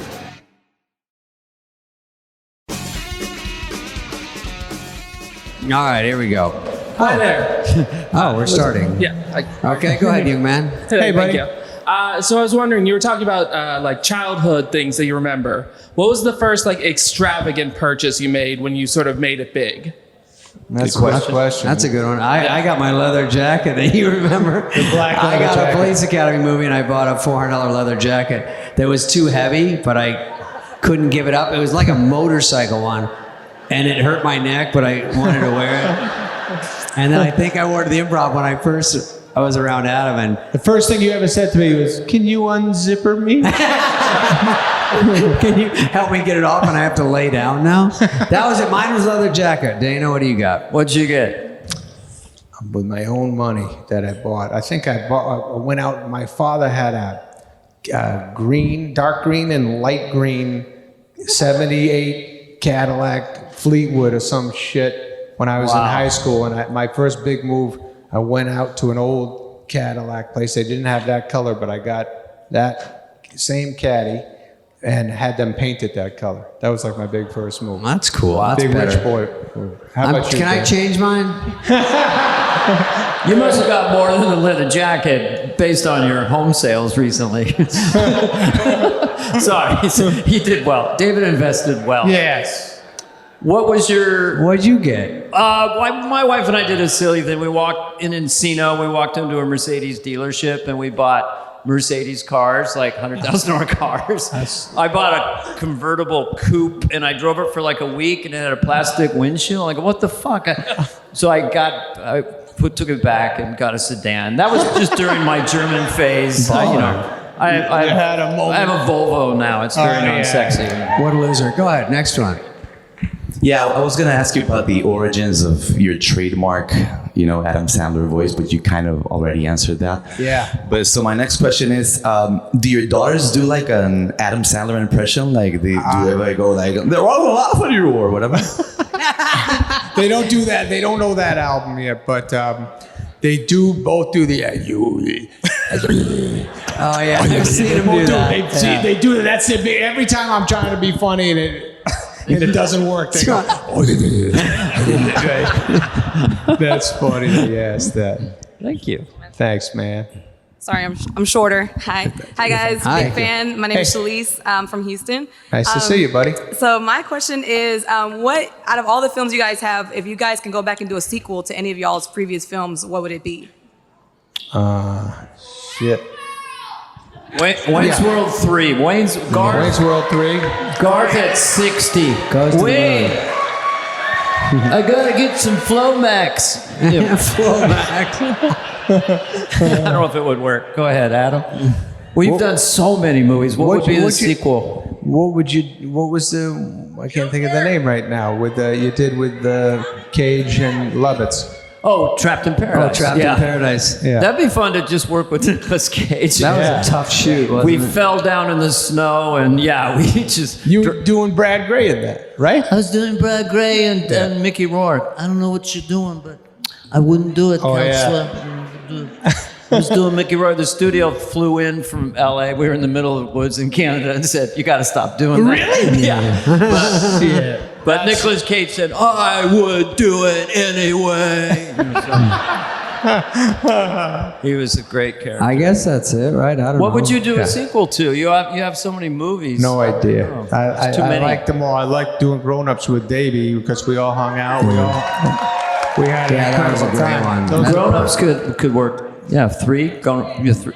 Well, whatever it is, I like to do it with. It's always great when you're with your friends. Grown Ups, we literally got to do this every day. That was a Sit in funnest. chairs, hang out, try to be funny, and cut around it. Yeah, that thing's been keeping the lights on at TBS for the last 7 years. It's on heavy rotation. Yeah, but I love it. I loved Grown Ups. That was was a great smash. memories. Yeah. Thank you for that question. Thank you.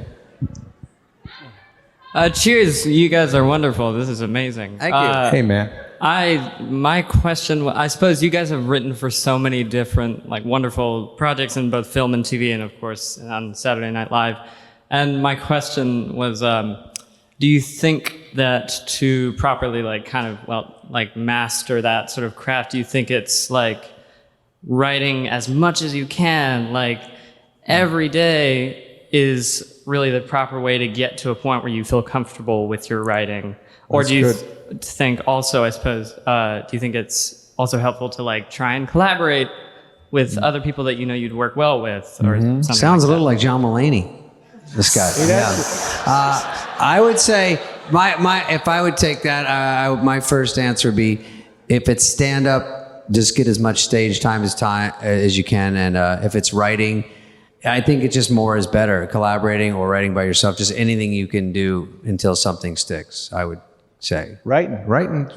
I remember I lived with Apatow when I was young. Judd, great Yeah. writer. And Apatow, he was the first one of us that would write. Yeah, he was He smart used to about it. sit in his room and write skits all the time for Saturday. Even it wasn't on Saturday Night Live, but he would write kind of skits. And he would for them. collaborate with people, and he was smart. He made himself like a producer because that was a valuable thing to help someone do what they're doing, Jim Carrey or you. Right, or right, Well, right. I would say, what is your name? My name is Ambrose. Okay. All right, Ambrose. That's all right. It's a cool name. That's a great Chardonnay. No, anyway. Ambrose, I would just say initially that seems like too much pressure to me to try to go in a room and stuff. If you're a comedy writer, just write everything down. That's what George Carlin said. So if you're out with your friends, a lot of times just taking a walk or going to a movie, someone will say something. Make sure you either record it or write it down. And just do it spontaneously all the time. And your headset gets into that. Yeah, it's hard to just sit and write and be funny. It happens all day. And if you just write it when it happens and don't say you'll remember it later because you won't.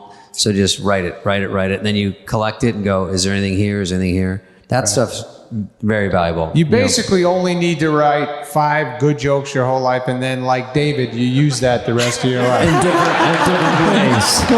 Yeah. It's a Spade roast. It's all right. Thank you guys so much. Good luck. Thank you, Ambrose. All right. What do we got, boss? Ambrose. Hi. I have a favor to ask you guys. It's my nephew's 15th birthday, No. and I was wondering. Go ahead. It was my nephew's 15th birthday today, and I was wondering if I could make a video of you guys saying happy birthday to him. Imagine if we said no and meant it. Yeah. Right now. You know when to ask. Take your video. No, it's and get fine. the It's hell fine. out of here. What's his name? What's his Roll it. name? Nicholas. Nicholas. And we're going to say, Or do you want us to everybody, film it and then have send it to the you? whole theater sings happy birthday to Nicholas. Happy birthday to you. Happy birthday to you. Happy birthday, dear Nicholas. Happy birthday to you.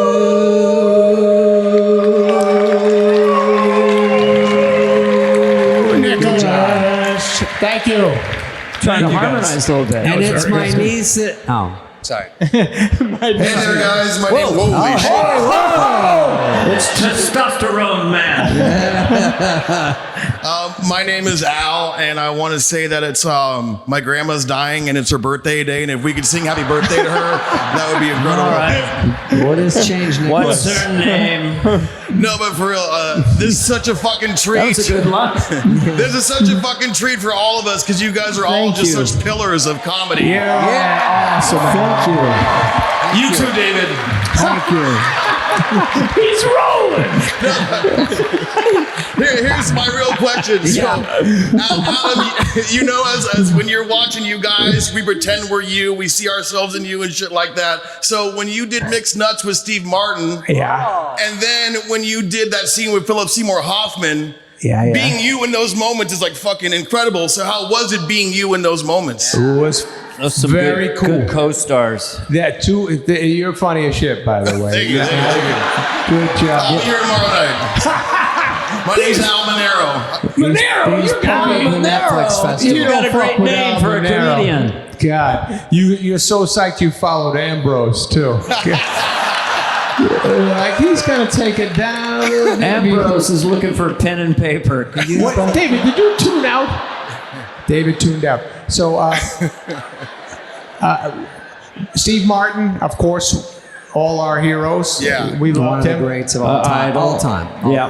First time Hall of Famer, Steve Martin. Yeah. Probably the number one ballot for us, right? Say it again? He was probably our number one guy. Memorized his albums. His albums, Wild and Crazy Yep. Guy, all the shit Steve Martin did. So of course, being in a movie with him was just staring at him and waiting for like quiet moments to run over and say something, and if hopefully he'd respond. And so I love that, and he was very nice to me. And then Philip Seymour Hoffman, fucking great Genius guy, actor. great tour de force. That guy, he was just a very good, funny man. Took it serious, went hardcore, and when we worked together. By the way, Philip Seymour Hoffman, I don't know if you guys know this. So we're doing Billy Madison. I think we wrote, the Happy Gilmore. No, maybe Billy Madison. We wrote for Bob Odenkirk. Wrote that for Bob Odenkirk, the bad guy in the movie. and the fucking studio wouldn't allow it. They're like, you can't just have your friends. And we were like, no, he's fucking great. And they said no. And Bob Odenkirk. Bob Don't you know? Odenkirk, he was a writer on Unbelievable. SNL. So I think that's how it went. I think it's okay. So we wanted Bob. They said no. They put out, you got to audition, audition people. Philip Seymour Hoffman auditioned. And I was in Toronto getting ready to make the movie, and it still wasn't cast yet. I saw Philip Seymour Hoffman. I was laughing my ass off. I'm going, who the fuck is this guy? He's hilarious. So I tell the people, I show Universal, can we have this guy? Are you good with him? I mean, you fucking said no to Odenkirk. Are we okay with this guy? And they were like, and it took some talking into it, and then they said yes. Then we offered it to him, and we get this call back like he doesn't want to do it. And we were like, he doesn't want to do it? What do you mean? He auditioned. And so I go, let me fucking talk to him, this guy, and tell him how great he is. And I called him up and I said, hey, it's Adam. And he's like, oh, hey, Adam, blah, blah, blah. And I said, hey, man, I saw your tape. You're so great, buddy. And they said, you don't want to do it. And he goes, oh, thanks, man. I go, do you want to do it? And he goes, oh, I can't. I go, oh, why not? He goes, oh, I just don't want to.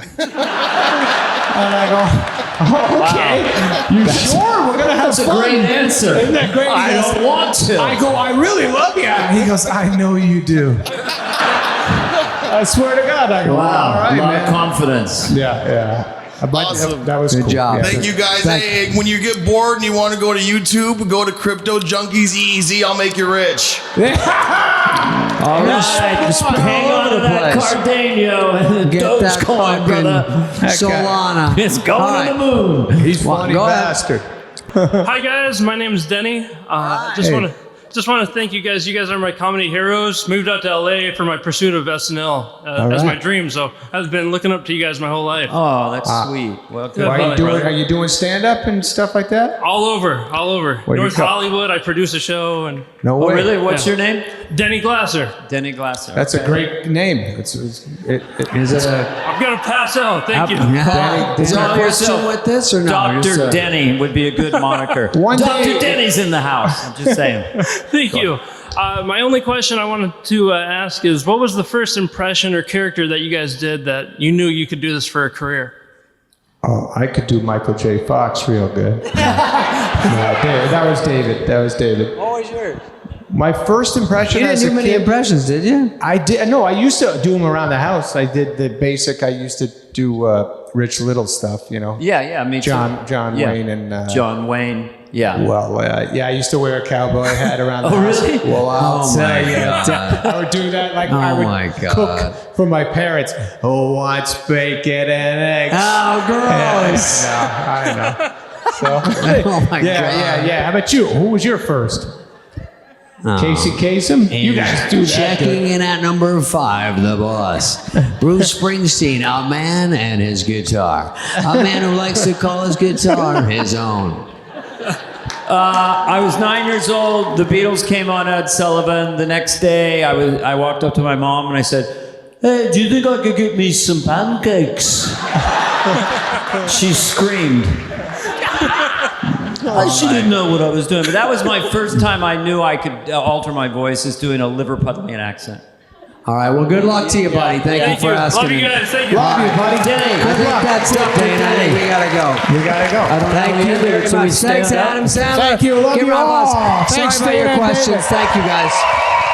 You Love guys buddy. were awesome, and thank you for so coming much down. for coming out to the Wiltern. Adam Sandler. Take care. Bye, folks. Thanks, Dana. Really Love you enjoyed guys. it. How you doing? That was fun. Thank you so much. So Lovitz, Jon Lovitz is on the show, and Lovitz is an old buddy of ours, and he's got a dog named Jerry, and goddamn Jerry is everywhere. Every time we go somewhere, Jerry. Hello, Jerry. Yeah, he can never leave the house without Jerry. Jerry literally, when I played Vegas, Jerry would, with John, Jerry would just be behind the curtain, just kind of waiting, And then sometimes Jerry would wander out when John was doing stand-up. Crowd would go crazy. Dog is, and I hate to say it, not that cute. I hate to say it. It's not that cute. Sometimes, dogs are dogs. so ugly, they're cute because they don't know how bizarre looking they are. Yeah, I'll give it that. It's a toothy underbite. Yeah. a tight little dog, but a sweet dog. I saw adorable another dog walk by and goes, gross. And dogs aren't usually judgmental like that.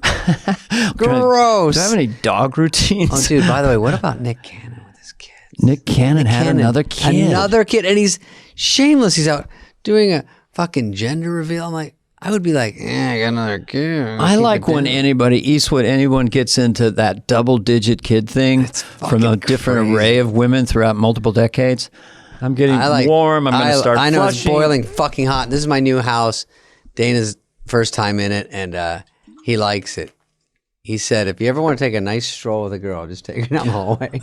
Oh, you say, let's go for a long walk. Do we have to leave the interior of the house? No, we're going for a 5-miler. I got lost 3 times here in 20 minutes. I was just wandering upstairs, and I did rifle through some personal items. Oh, yeah? I rifled through your drawers. Is that the only time human beings use the word rifle? I think so. Other than a real rifle, yes. Yeah, but I rifled through your drawers and saw some personal items. Yeah. You know, Dana, we couldn't find you, and I turned on your Find My Phone, and that's how we found him. He was over in the East Wing. I like how I bring up my went by own the house. life-size statue of yourself you made. The loincloth was a nice touch. Is it bronze? Anyway, David Spade I have is a solid legend. gold dishwasher. All right. How many Instagram followers? Just throw it out there. Oh, you know, it's sort of bombing now. I'm more on TikTok. Look me up. TikTok. TikTok, it's so gross, but I'm on I'm it. too old. I don't know nothing about no TikTok. I like when there was free channels. How about my neighbors hate me, and they just made a thing where they went to the city and made sure you had to have a parking permit, and only in front of my house. Really? They fucked me. Yeah, well, I've been a neighbor for 6 weeks. I'm like, how much do you hate me within seconds to go to the city council? This guy's the worst. She's the one that said, he's giving my dog diarrhea. I'm like, are you sure it's me? How the dog looks at you every day and goes, that's what you get for buying a house on Vendetta Place. Like, pick a different address, cowboy. Anyway, doesn't even make sense. That kind of did. Look, John Lovitz. Lovitz. Can you do it? What's your best impression, John Lovitz? Everyone's got one because he's so I impressionable. got one. He says, I made him say this word on one of my Instagram stories. Balderdash. But he can say it so much better. He's got such a good voice. Balderdash. Yeah, it's a little Mae West, actually. Hello, ladies. We hear about John and Dana. We won't say, but we will ask about a movie you guys were both going to do, a well-known movie. Oh, I don't mind saying it. Bad Boys. I'm saying we're not going to say it. I don't. He makes John. Why do they keep bringing it up? Why not? It's funny. Dude, I turned down Home Alone because I was 28. And I could read, Really? I could play 7. But Macaulay Culkin got it. I saw him at the final callbacks. I go, oh, they're going way young. I turned down Yoda in the original Star Wars. I said, no too much on the drive. No, because he did it that way. You did it regular, like, oh, not try, do. And then you saw Yoda go in and do that, and you go, oh, we're doing a weird voice. Let me go in again. Let me try it again. First comes fly on the wall, then comes money, then comes ladies. Money in the bank. Yes, no? Try, do. Hey, Yoda, could you stop making these cryptic lists? First come pain. It's like Billy Bob Thornton and Sling Blade. I would, Don't know about no Yoda. I would ask Yoda about Bitcoins back then and said, Yoda, fucking take care of your pal. What's the story with him? And then tell me about the Death Star, whatever bullshit. I'm starting a currency. I was going to ask you to join in. It's called go ahead. cryptic currency. It's very sort of scary. Oh, okay. Cryptic I'm currency. in. All right, back to Lovitz. Back to Lovitz. Speaking of John people, Lovitz, we'll let him tell you the story of his life, because when you have Lovitz on, have a nice listen. he used to say that about having lunch with Lorne Michaels, because Lorne's a brilliant talker. John Lovitz, he hates this, is so naturally funny. I'm not naturally funny. It's the way, it's my acting and my writing. No, he's got a funny bone. Like, there's people in just comedy funny. that just have a funny bone, and he is, no matter what we say, No matter what we say, no matter what anybody says, No, anyone he's says- funny. He's a good actor and all that stuff, but he just has a funny way about him, which is, you know, you can't teach that. Well, John loves to tease, and so if you just go and you're having a conversation with him, he'll start getting you defensive. You don't even know it. What? What do you want? What? You didn't want to come to the lunch. You just came because you felt pressure. He'll just say that out of the blue. So then you go, no, I didn't. Then you start coming back at him. You know? Yeah, last time I saw him, he has a Mustang. He goes, my car's blue. Jealous? I go, I think I can get a blue car. Can you? I know. He was at the Knicks game in New York, and he was sitting on the court for the first time on his life. He go, my feet are on the wood. Jealous?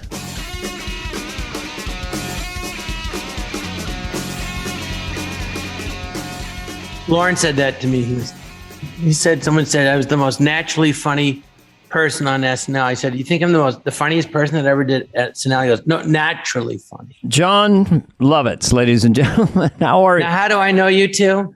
I met Jon at the beach house. Oh, that's right. You guys shared the beach house. No, Gurvitz and Lovitz shared a beach house on Malibu. And for people that don't know, that's where we'd go and jump in the water. I'd go with Chris, I think, and Farley. And then one time, and then That's right. Brad Pitt was there sometimes, right? That was exciting. So we're talking the 80s, Malibu, 90s? 90s. No, 90s, sorry. 90s Malibu Beach House, which I went to. Yeah, the three of us have been friends for years, for those of you listening, and are still friends. That's where sweet Chris Farley, like I'm out on the patio, and then I'm talking to Jon. Chris came out totally naked, but with suds all over him, like soap, like all sudsy. I told you that story. That was it. That's a great story, You were Dana. there. Yeah, I saw it. So you must have done it more than once. I know, but it's funny. Hey, Jon, what about when there was the Malibu fires? And Chris was at the beach. Yeah, I remember, David, you called him and said, you go, where are you? He goes, I'm at the beach. He goes, it's nice, but it's really cloudy. And David goes, you idiot. Those aren't clouds. There's a fire. It's smoke. He had no idea. It was like Tommy Boy, but in And the real hill life. across the street was on fire. Literally, the hill across the street.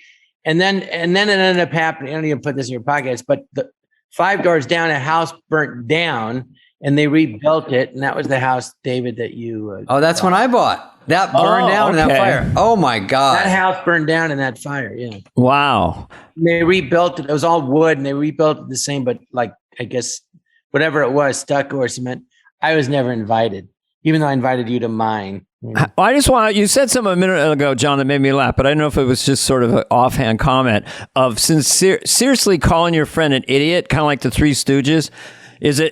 No, you idiot. Those are clouds. Does any adult male just go, no, you idiot? No, that's what David said to Farley. But did David really say, no, you idiot?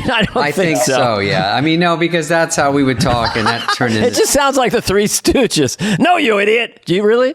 You would call Chris, say that to Chris? That's funny. Chris said, David called me and said, it's cloudy. I was, you idiot. Well, listen to me, you fool. I will tell you, when I got to SNL, Lovitz was there, and I was a fan, and I knew Dana a little bit. I knew Kevin a little bit, and then Lovitz I just seen on the show, and we talked over, I think, where you have dinner, in that little area, and you were lighting the show, so we got a chance to talk, but you weren't usually lighting the show. And Jon was lighting the show, and but he never was. But then we talked because I was saying I have to write now, and no one tells you how to write. You just get a yellow pad and a wooden desk and a pen, and so I said, I'll write you something. And you said, yeah, okay. And so I wrote you a sketch about a guy who's this mad scientist that turns into a pufferfish. So he, when he gets mad, he turns into a pufferfish. And I wrote it, and then it was probably 17 pages and 5 different sets. And then I don't think Shoemaker put it in read through because I have no memory of that. It was, I don't think we did it because it was so sounds off. funny. It sounds funny. I like the premise. Weird because I realized, this is your guys' podcast, but the reality is you both look up to me because I was on the show before both of you. True. Mm-hmm. That actually is true. I remember seeing Jon in the 85 season, and you immediately stood out to me. Your presence and your voice with Master Disguise. Freudian slip. It's on live streaming everywhere, kids. Jon did Master Thespian and The Liar, and they were just so potent characters and so different than anything that had been on the show. Don't you think, John? I mean, they were eccentric. Thank you. Well, you know what happened? I was in the Groundlings Theater and I did those characters, and then I never forget, I got Saturday Night Live, which now people go to the Groundlings to try to get on SNL.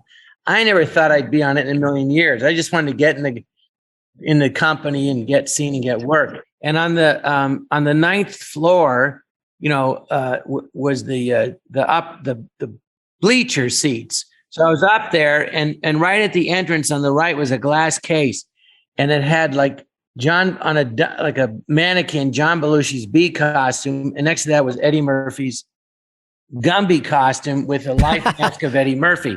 And I remember looking at that and going, "Oh my God!" I go, "I can't do what they did." They were huge, icons. I'm like, and I just thought, what am I going to do? And I go, well, I guess I'll just be funny the way I'm funny, and either it'll work or this is the end of the road. And it didn't work. Yeah. And it didn't work. The puffer fish could have really put you, but actually by the time I got work, it exceeded anyone's expectations. John, you were huge from, what were the big ones at that point? You already did The Liar, right? When you came on, but when I got the show, Dinah Minot was a producer, and she goes, "Here's who we think's going to break out on the show." And you weren't on the list? No. No, really? Yeah. So Dana, you walked away when I got the show. Dinah Minot was the producer. She goes, "John, here's who we think's going to break out: Joan Cusack, Robert Downey Jr., Terry Sweeney, Randy Quaid, and someone else." So she's telling she you? didn't say my name. I go, I'm on the show, right? No, I was the last guy they expected. They didn't expect me to be the guy that broke out. And Dinah Minot was one of them. A producer on the show for several years. She's great.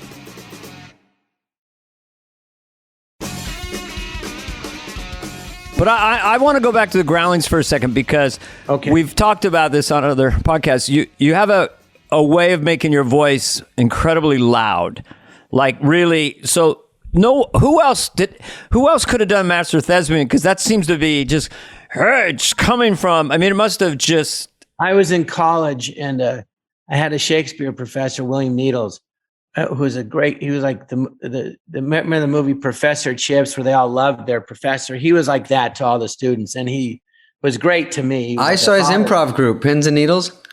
No. Pins and Needles. The Coconut. Yes. He was in the Stratford Festival in Canada. He mentored people like Maggie Smith, the great actress. She credits him. Anyway, so he came to Irvine to teach us, UC Irvine, I was a drama major, to teach us Shakespeare.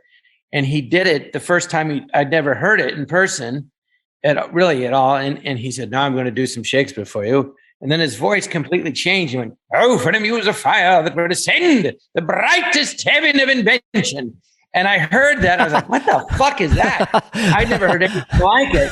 And I could just somehow imitate him. And I liked actors with those booming voices like him and John Barrymore and John Carradine, if you see him in the 10 Commandments. Oh, yeah. You hear his voice booming off the soundstage. It's so loud. And so I was just somehow able to do it. I don't know how. I think also from my father, he would yell a lot, and I picked it up from him.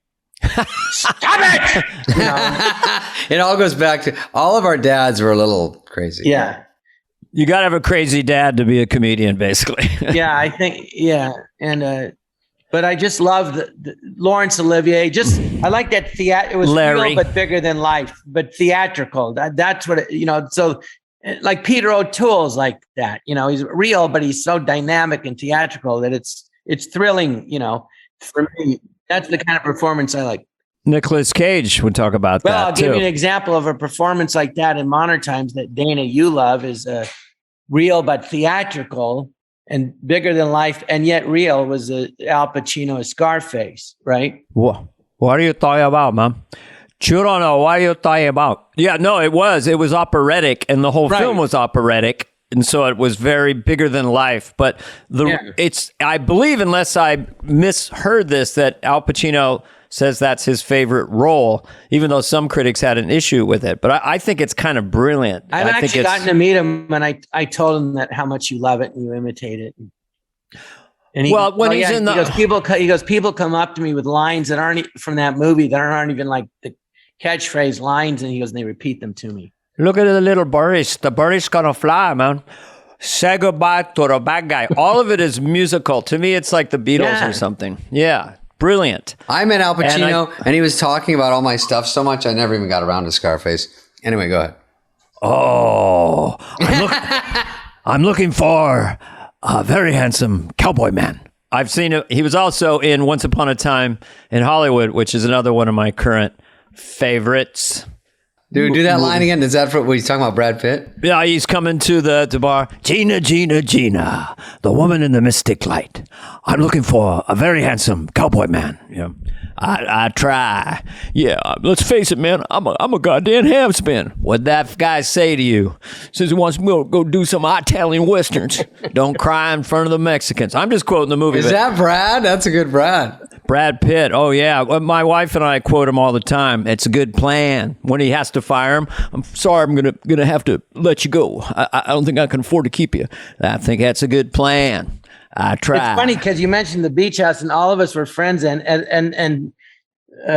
Cynthia Pett, Brad's manager, rented the house next door, and Brad was always there. And it's fun to see, like, know everybody. I remember Brad, Cynthia Pett, his manager, said, "Hey, I have a client.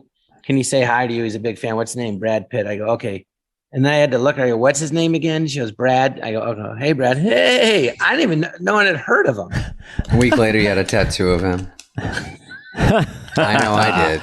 No, but it's funny. It's fun that you guys are known now, but I remember when David was, I remember the first time I saw Dana, you brought me to see him at a club, and you said he's really, what'd you say? He's funny. No, yeah, but you go, he's like, he really looks up to Dennis Miller and I.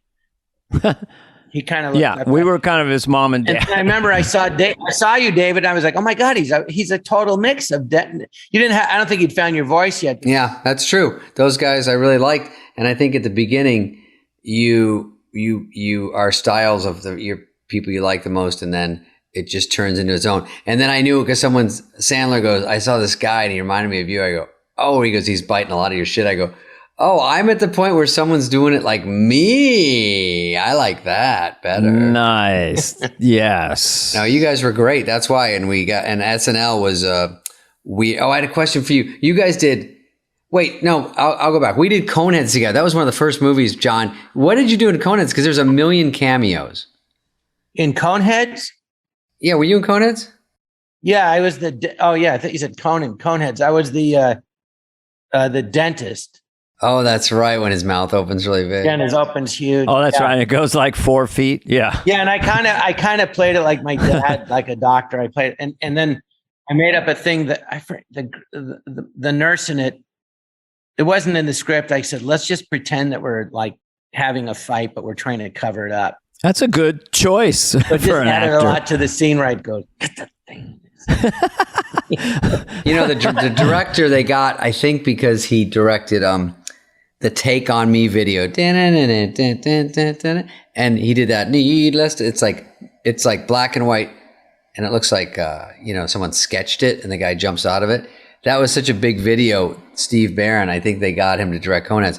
I don't know if he's like a huge comedy director, but he had me, you, Sandler. Farley was in it, yeah. Farley, Ellen DeGeneres, Sinbad, Phil, Drew Carey. And then a friend of mine was in it because he's friends with Dan Aykroyd, Mitchell Bobrow. And Mitchell was like, in the 60s, he was the world karate champion. He was one of the best Taekwondo karate guy of the 60s. He was better than Chuck Norris. And he was very close friends with Bruce Lee, and I'm still friends with him. He's a really nice guy. He was in Coneheads, but working with Dan Aykroyd was the best because he used to be on the show. And I remember, Dan, I don't know if you remember, David, but when Dan Aykroyd came to the show and he did Bob Dole.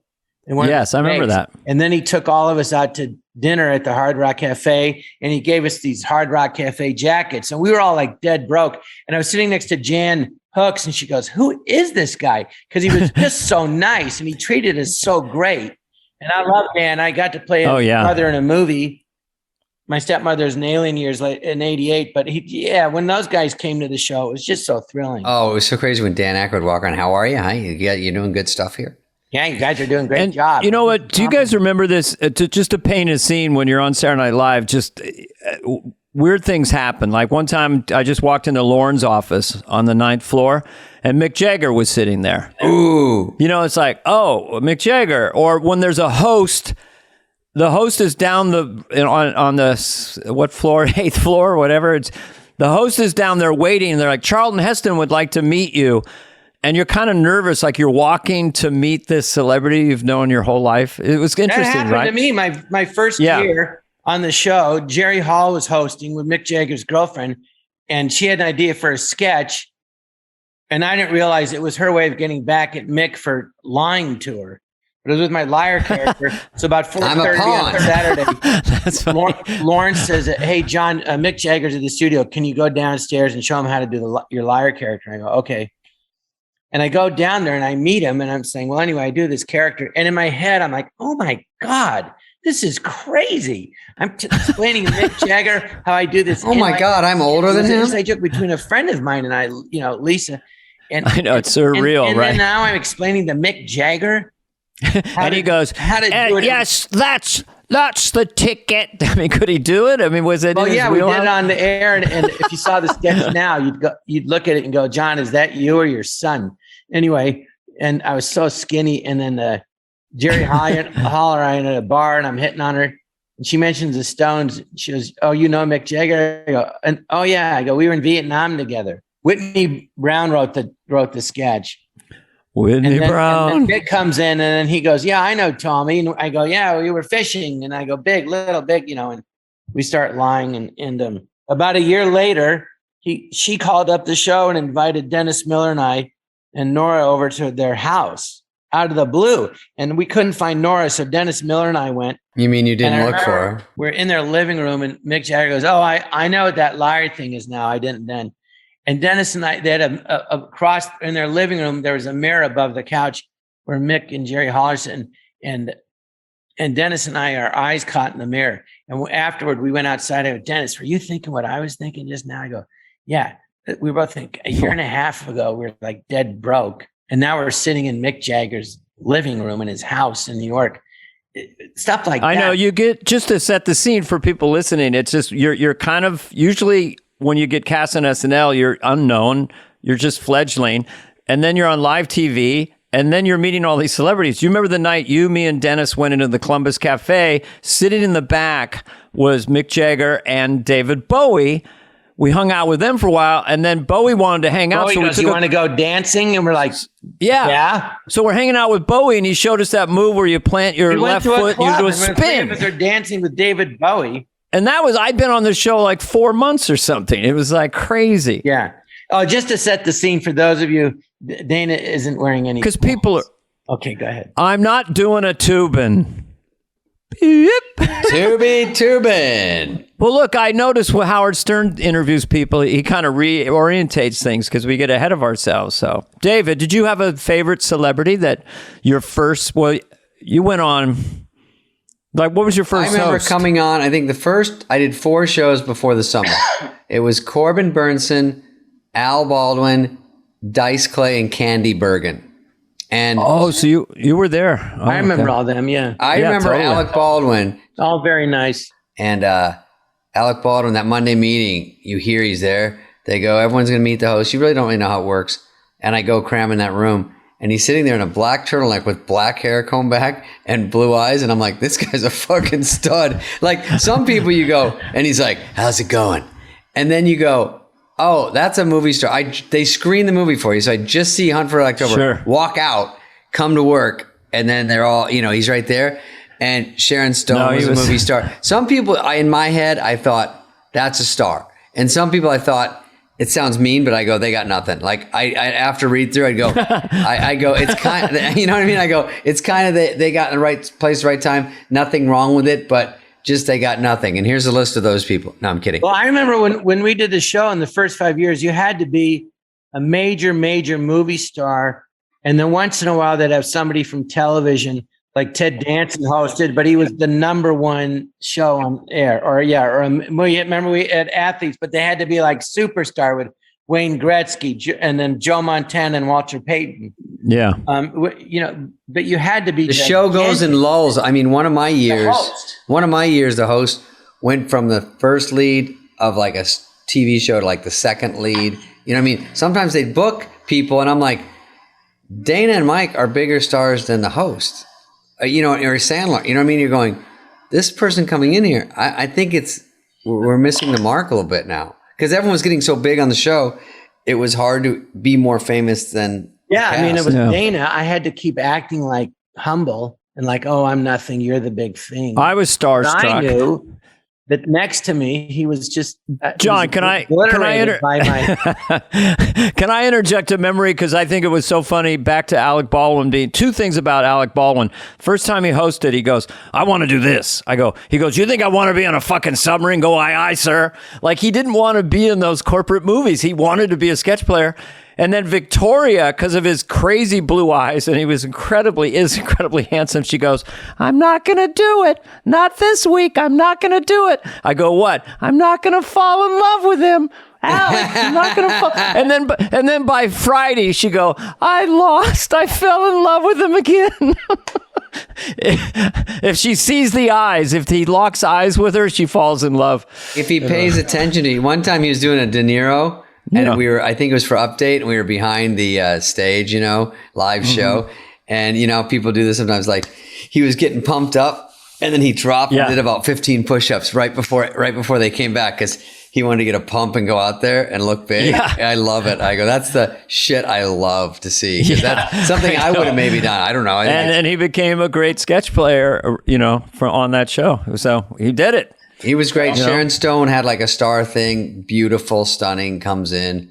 Like basically the ginger music from Gilligan's Island stuff when she walks in. It's like, we go, oh my God. And I just done Police Academy 4 with her. And I had did you guys have any sorry, did I interrupt that? No, it was starting to bomb.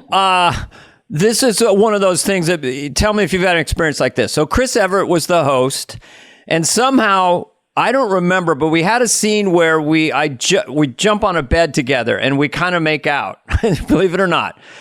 And so that happened and she came up and she was blushing and we never really talked about it. It was nothing. It was just pretending. So I'm doing a stand-up date in Hawaii right before 2 years ago. I come out, it's a big giant, there's like maybe 500 people out there at night. I'm coming out. She's in the front row and she goes, "You made out with me on a bed." And it was 30 years later. And you had her kicked out because she's a heckler? And then Victoria Jackson was there again. "I'm not going to do it this week. I'm not going to fall in love." The host, they're there for a week, but it's such an intense experience that they never forget. Like they feel close to you years later. They never forget you. It's only a week.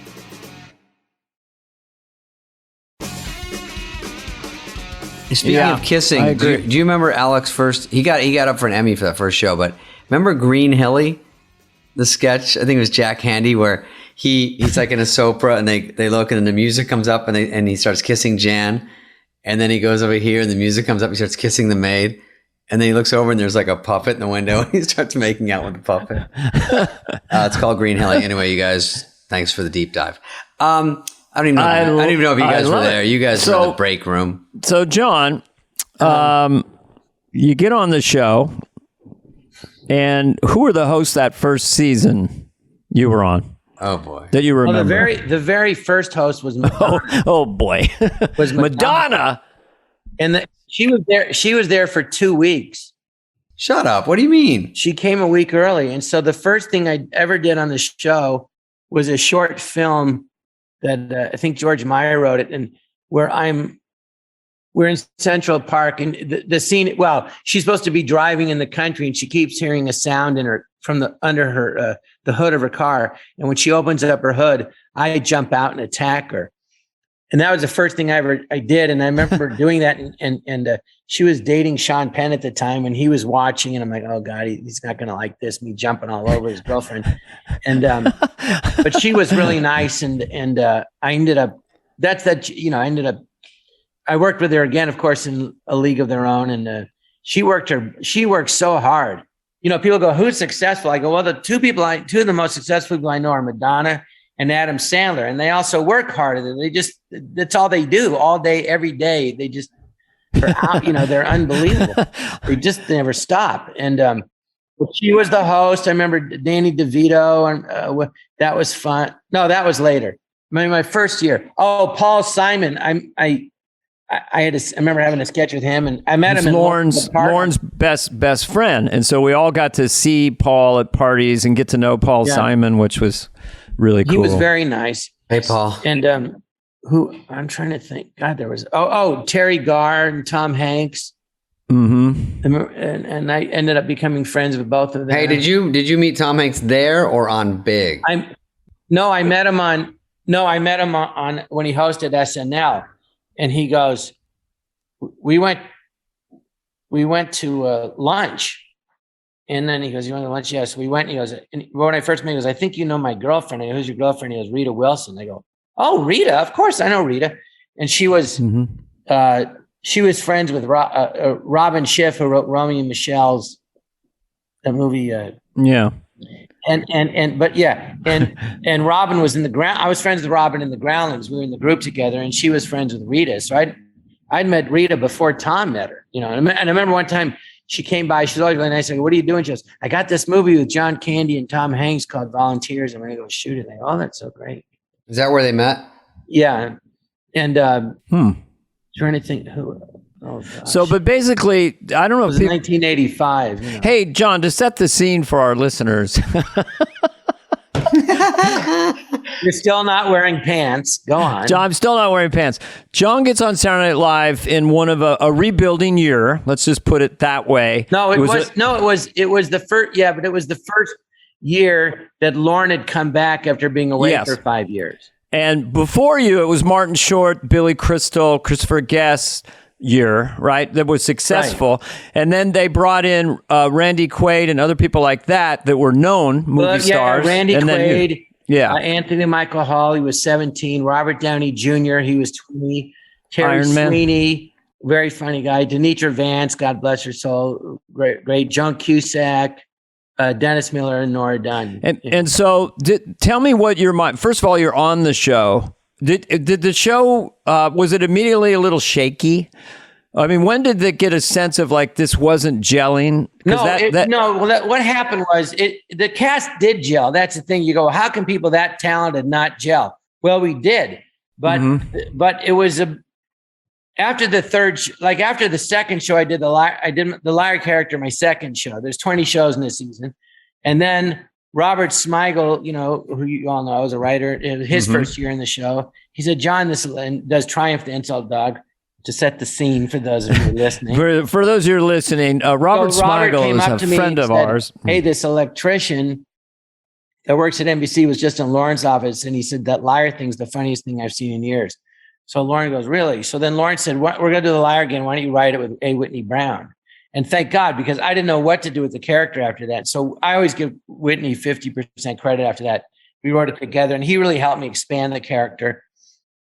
And I learned a lot about writing jokes from Whitney. It was great.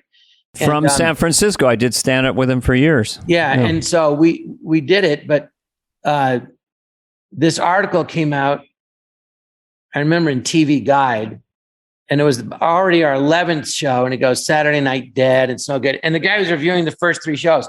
He wasn't mentioning the fact that the whole country by this point was imitating my liar character, and there'd been a lot of sketches that were funny. And so it wasn't a total disaster, but it got slammed so much.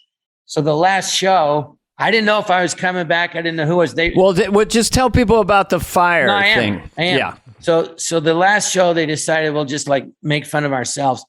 So Angelica Houston was the host, and then it was like special guest star Billy Martin, who was the manager of the Yankees, a really nice man, very soft spoken, but he was known as a real hothead too.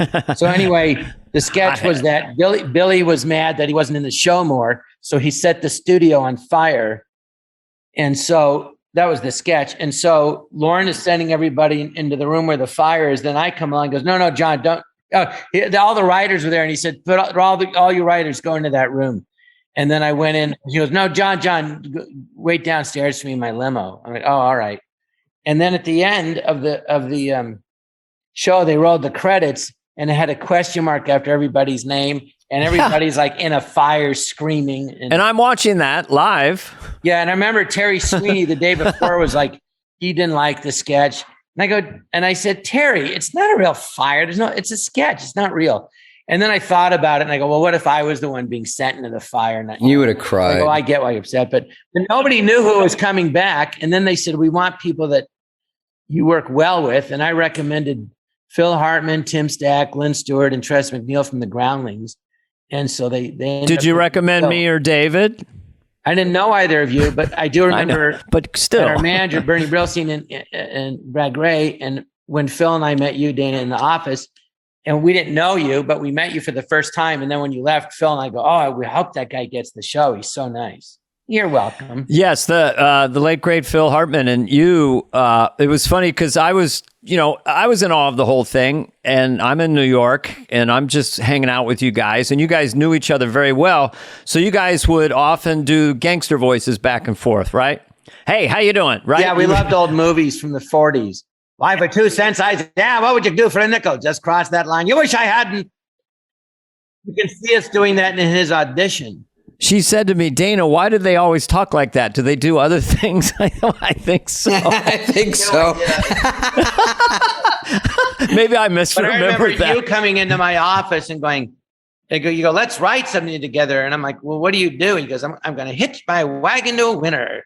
Which is and I'm like, what are you talking about? I think Handy wrote a sketch with Phil and Dana where Dana was a young punk. I could have played it. And then you take a hostage, and me and Matt Piedmont repeated it to this day where he goes, come on, Johnny, relax, Johnny. No one's going to hurt you, Johnny. Yeah, I love it. Anything with Johnny. Don't be scared, Johnny. I got your best way. Well, you finally did a sketch in black and white, a spoof at the front page. And I don't remember much about it, but we're all talking like the 40s. But I remember, Dana, your line was, why I oughta pound you. That was in, Lauren thought that might be the next catchphrase, because I used to do it in my stand-up in the 40s movies. Why I oughta pound you. So I wrote my part. I did it 3 times. And Lauren thought, maybe that's the next thing. We should do another pound you sketch. Pound you guy. David, did you have a catchphrase when you came in, or you developed catchphrases later? Lauren goes, I got one for you. You're fired. And I go, oh, is that a catchphrase? No, I meant, I'm sorry to say it funny. You're fired.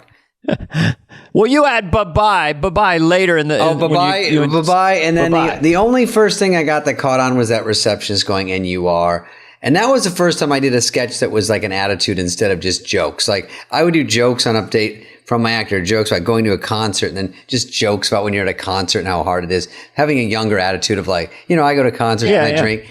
And then Conan was like, you should try to do I always tell him this, I don't know if he remembers, do more of a concept. I didn't even know what that meant for a script. He goes, it doesn't have to be just joke. And then when Patrick Swayze was the host and his handler was waiting by the writer's room on 17, and it was empty, and he was in there. And you're supposed to have access to the host. And I walk out and I start to go in to talk to him, and she stops me and goes, whoa. What, can I help you? And I go, oh, I just want to talk to Patrick. She goes, and you are? And I go, I'm a writer. There's the catchphrase. And this is regarding, and I go, oh, I just want to write a sketch. She goes, it's really crazy right now. Maybe you can come back later. And I go, isn't he just sitting there reading People magazine? And then she goes, yeah, it's just really tricky right now. And so I walked away. And then when I went to LA, it happened to me again. And I go, you know what? There's something funny about that. I just don't know if it's a sketch or how to formulate. I think I went to Odenkirk or those guys and said, how do you help me put this together? And it was a 5-to-1 sketch with MC Hammer. And then the next time it was an opening sketch. I remember that because I'd been on a few years and I was really doing well on the show. So I would kind of tease the writers, like, because I had a part in that. Yeah, and you are. And in front of MC Hammer, I said to Smiler, somebody go, well, what do you want? You want a big laugh here? You want an applause break? What do you need? And MC Hammer laughed so hard. He loved the idea of me being that cocky. What do you want? You want a double laugh, a little laugh, then a big laugh, and then another applause break? Anyway, our guest today is Jon Lovitz. Now, Jon, Wait, I want to say, it's weird that you said Conan said to do that, because the year before, or forever, they wouldn't let me do it. I had a sketch. It was all my characters are arrogant idiots. So it was the richest man in the world, but he's an idiot. And so he's like, of course, well, there's like a boardroom of guy in suits, and I go, well, I'm off to safari. Goodbye, everybody. Goodbye. Right. And then Lauren's, and I kept trying to get along, goes, you can't do a whole sketch to say goodbye, everybody. Goodbye. And then I snuck it in, and then I snuck it in Tales of Ribaldry at the end. I did, bye, everybody, goodbye. And the whole room cheered. Then the next year I see David going, bye-bye. I'm like, hello. And then I see Conan going, John, he just wanted to say goodbye, everybody, goodbye. There was no character. No, it was Mr. Canby, the richest man in the world. And he was an idiot, but he just was lucky. So they go, where are you going? Because I'm going on safari. They go, what do we do while you're gone? I go, I don't know, buy Kit Kat. So I leave the room, and then Phil and Whitney are talking about buy Kit Kat. What a moron. You go, yeah, buy Kit Kat, and Phil hangs up the phone. No, Whitney goes, yeah, buy 100 shares of Kit Kat or something. And they're going, he's such an idiot. And then the phone rings and Phil goes, hello, what? You're kidding. What? Kit Kat just went up 300 million. Oh, I remember this sketch. And then I come back in, I go, hello, everybody. I forgot my wallet. And they go, Mr. Canby, Kit Kat just went up 300 million. I go, well, you see, buy what you love and you can't go wrong. And Lorne fell out laughing at that.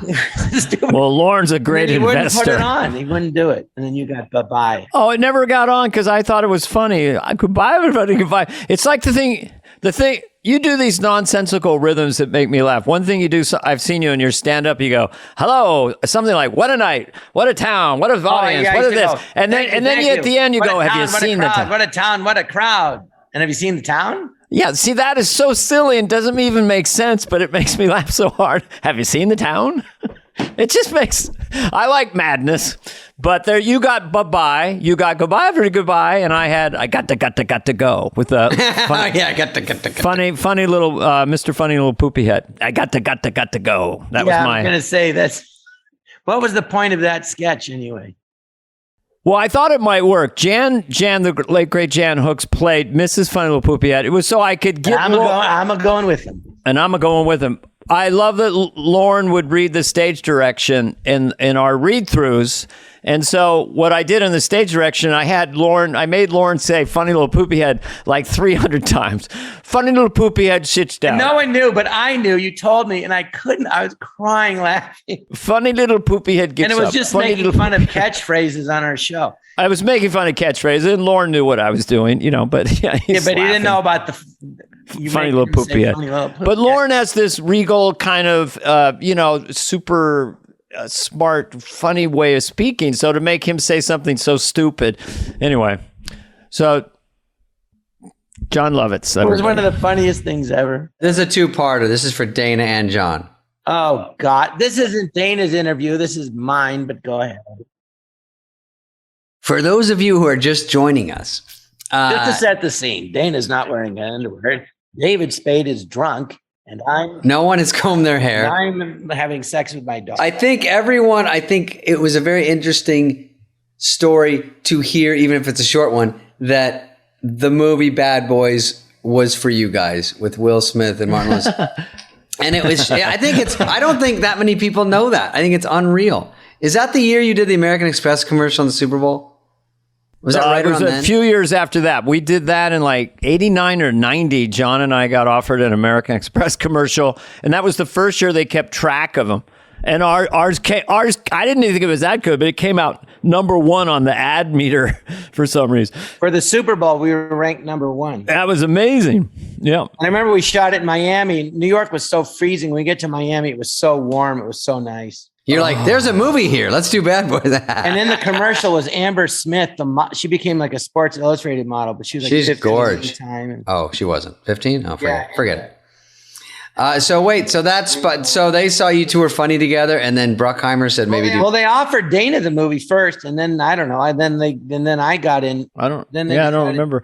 It was Don Simpson and Jerry Bruckheimer. Just wanted to develop something with us, and that's it. It was developed, and I was just too busy. I didn't really, There was so much stuff coming at me at that time. But I'm glad that Will Smith and Martin Lawrence did it and had a great hit with it.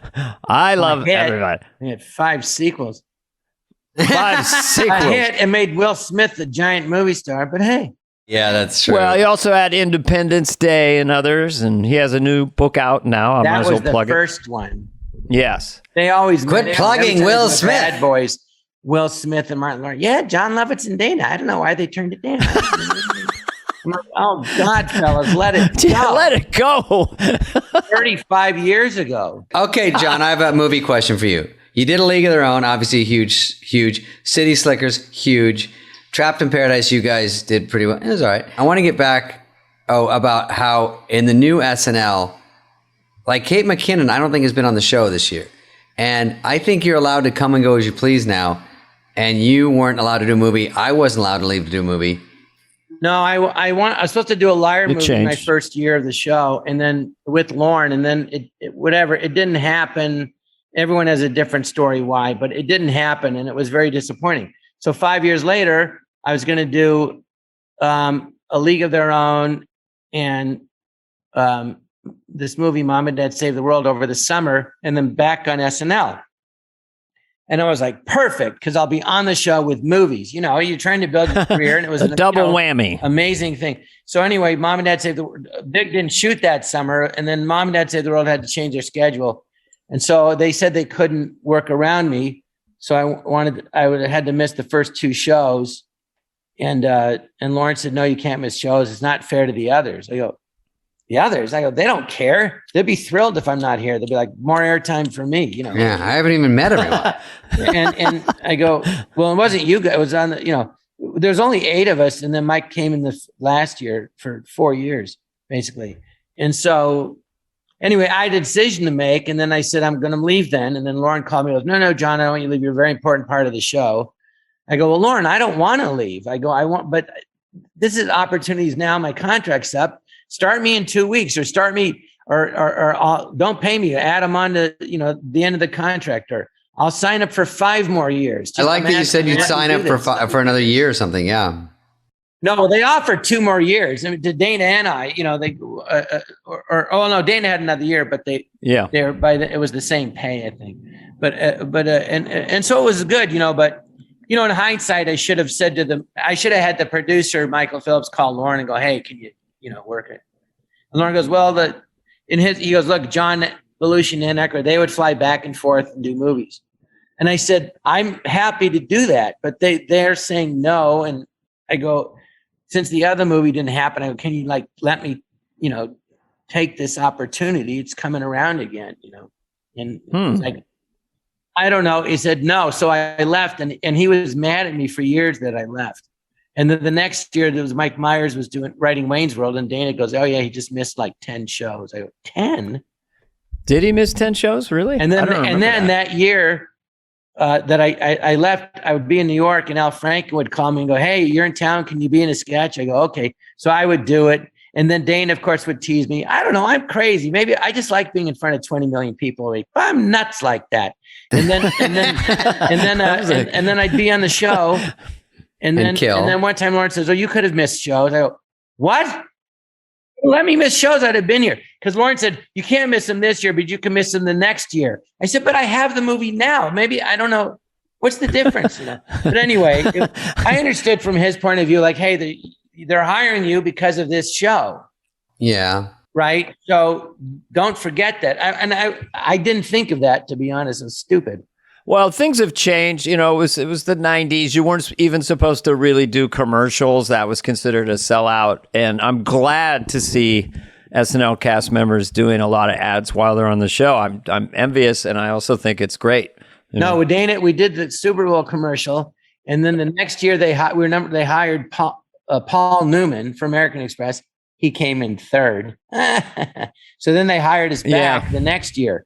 And we're at the writer's room, and Jim Downey, he's making fun of me, like, oh, you did that commercial? He goes, what'd they pay you? Like, you know, $100,000. And I just looked at him, I go, try a house. And they got really quiet. A classy one-off. But we were dead broke when we got the show. You know what I mean? So any amount of money seemed like I remember my first year in the show, I saved my checks. I went to the bank to deposit $5,000 and I got nauseated because it felt like so much money, because the most I ever had in my bank account in my life was $1,000, once in high school and once when I moved back home after college and saved my money to move out. Now 5,000 seems like 4,600 to me. All right, I'll let Dana talk. Just to set the scene, I'm funny. David and Dana aren't. Well, let's talk about, I mean, we had stand-up, which is a baseline for your career in a way financially. You know, Which it's I'm like doing being now. You can always go out and do stand-up, which is a great thing to have. But the truth is, you know, I've said to Lauren a million times, you know, thank you for giving me the life I've always dreamed of. And I can't believe I was on the show. The whole time I was on Saturday Night Live, I couldn't say Saturday Night Live. I go, yeah, I'm on Saturday Night Live. I couldn't say live. I never got over the fact that I was there and on it. But I loved it. And just talking about it, it's like I'm right back on it. And every little detail pops in my head.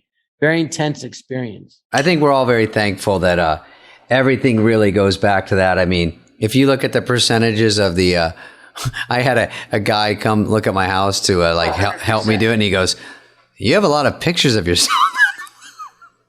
Pictures of yourself. And I go, well, most of those are like old cool ones from SNL. Like I'm doing promos and I've got the paper and I'm pointing at the camera and it's Phil as Clinton with Mick Jagger.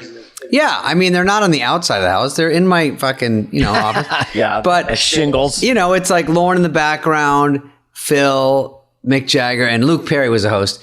And it looks like I'm directing because I got handed promos, which they didn't realize was like a crummy job. But you get to, on Thursdays, go with the host and go with the music. And you get to go down there and deal with them for promos. I'm like, Kurt Cobain, oh, your line is in green. You get to talk to them and interact, and it's kind of fun. And you have to write little dumb promos. But those pictures are around, and I don't really get Saturday Night Live anymore. Like people are like, oh, I saw you on Saturday Night Live, but it's on Peacock now, and they have reruns. So it's a huge part of everything, of course. You get people saying to you, I saw your Peacock? John. Oh, and time. I just won $5. Just to set the scene. Just to set the scene. Do you guys remember Luke Perry? I remember not wearing any pants. Luke Perry stood out to me among 130 shows I did as one of the nicest, most approachable hosts. I just remember really liking him. And very famous at the time. Huge. Very, very famous. But he was in Once Upon a Time in Hollywood and he passed away. But I just remember him being just very approachable and really nice. Yeah, I'd met him not on the show, but years later. Yeah, very nice guy. Really nice. In fact, you know what he did? I just remember this. I'd met him. Maybe I'd met him on the show. I wasn't on the show when he hosted, but I met him. And I said, he's was it Melrose Place, right? No, Beverly Hills 90210. Mm-hmm. Beverly Hills 90210. He was like the biggest teen thing. So my niece was like 12 or 13. So I said, hey, do you think I could bring my niece to the set to meet you? He goes, yeah, we'll set it up. I go, she'd be like so. And he did. And when she got there, she couldn't believe it. And then they had sex? He goes, well, let's take a picture. And he sat her on his lap, and then right when they took the picture, he kissed her on the cheek and she like turned red, and she came home and she got on the phone. I could hear her screaming to her girlfriend, I met Luke Perry. And it was really great he knew what it meant. And he was, it was sad that he passed away. He was a very nice guy.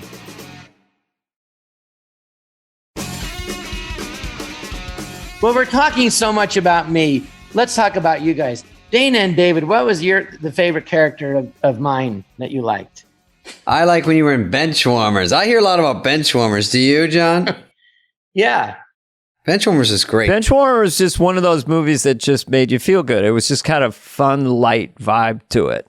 Dana, what is it about me that you admire the most? And then David, you can go. I don't know if anything comes to mind. I like when you sing opera. Your funniness. We have a puppet? No. Okay. Is that Yoda? So Lovitz, you have a great singing voice. I think when you're on the show, singing really helps. Dana can sing chopping broccoli. You can sing. That was Dana chopping broccoli. Right, but John has a great singing voice, like a big voice.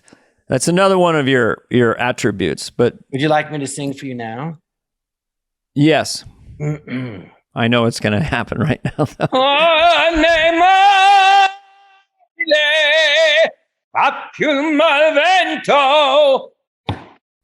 Jesus, you blew out the Zoom. I mean, that oh my was God, like, the ratings just spiked up. Everybody loves somebody sometime. What was the Tales of Tales of Ribaldry. John Bowman and Christine Zander wrote it. That was one of those sketches that was. What does it mean? It was so well written. You had to raise yourself to the level of the sketch.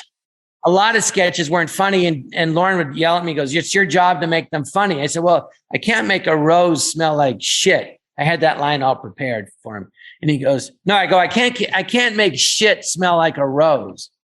And he goes, "That's you got your a great job relationship with your boss to be funny." So I said, "Okay, so fine. So you're telling me because my first year on the show, I did this sketch, and Al Franken and Jim Downey, who I love, are giving right before the sketch, are telling me to do two completely opposite things. Oh, listen to Downey. Two opposite notes. And I'm like, what do I do? So Lauren said, fuck the writers. I hired you to be funny. That's your job. I said, okay, so you're telling me if the writers tell me to do something a certain way and I think they're wrong and I don't think it's funny, I don't have to do it? He goes, right. I go, okay. So many times, like, Al, go do it like this. I'm like, nope. Jeez. I'm not having Lauren yell at me again. And then I would do the sketch on air and then Al would run up and hug me. I go, that was so great. I go, wow, that's what I've been talking about all week. Can we just like, and that would happen over and over. Do it this way. The Tales of Ribaldry, they wrote it so well that I had to really work that. You had to like raise yourself to the level of it. And then I did something on air, which I think I rarely did, which I know Dana did all the time. When you play George Bush was you just go, I'm going to do it, but I'm going to like riff on it and add little moments. And it's like you're improvising on air. So when I knew they'd be cutting back to me, and in my head, I'm going, what am I going to do? So one time they cut back and I went, they're fighting, and the two women are fighting. And I went, wow, Let me ask you guys a question. Did you do this thing when it's a commercial break and everyone's running around, you're getting ready for a sketch or a cold opening? So the audience is seeing you in your makeup, whatever you're wearing, you're going on the stage.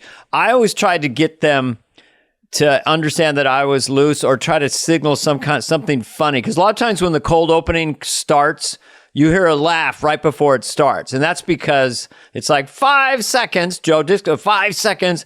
And then if you signal to the audience that you're being playful, it seems like it gives you a leg up. It definitely relaxes me a little bit. If you get a laugh before it starts. Did you do that? Or like they go 5 seconds, then you go, I'm not ready. Or you go, places everyone. Then they laugh before they come onto the broadcast. That's it. Yeah. And then they laugh and they like you already. And then they're ready to go. I never did that because I'm professional. Huh.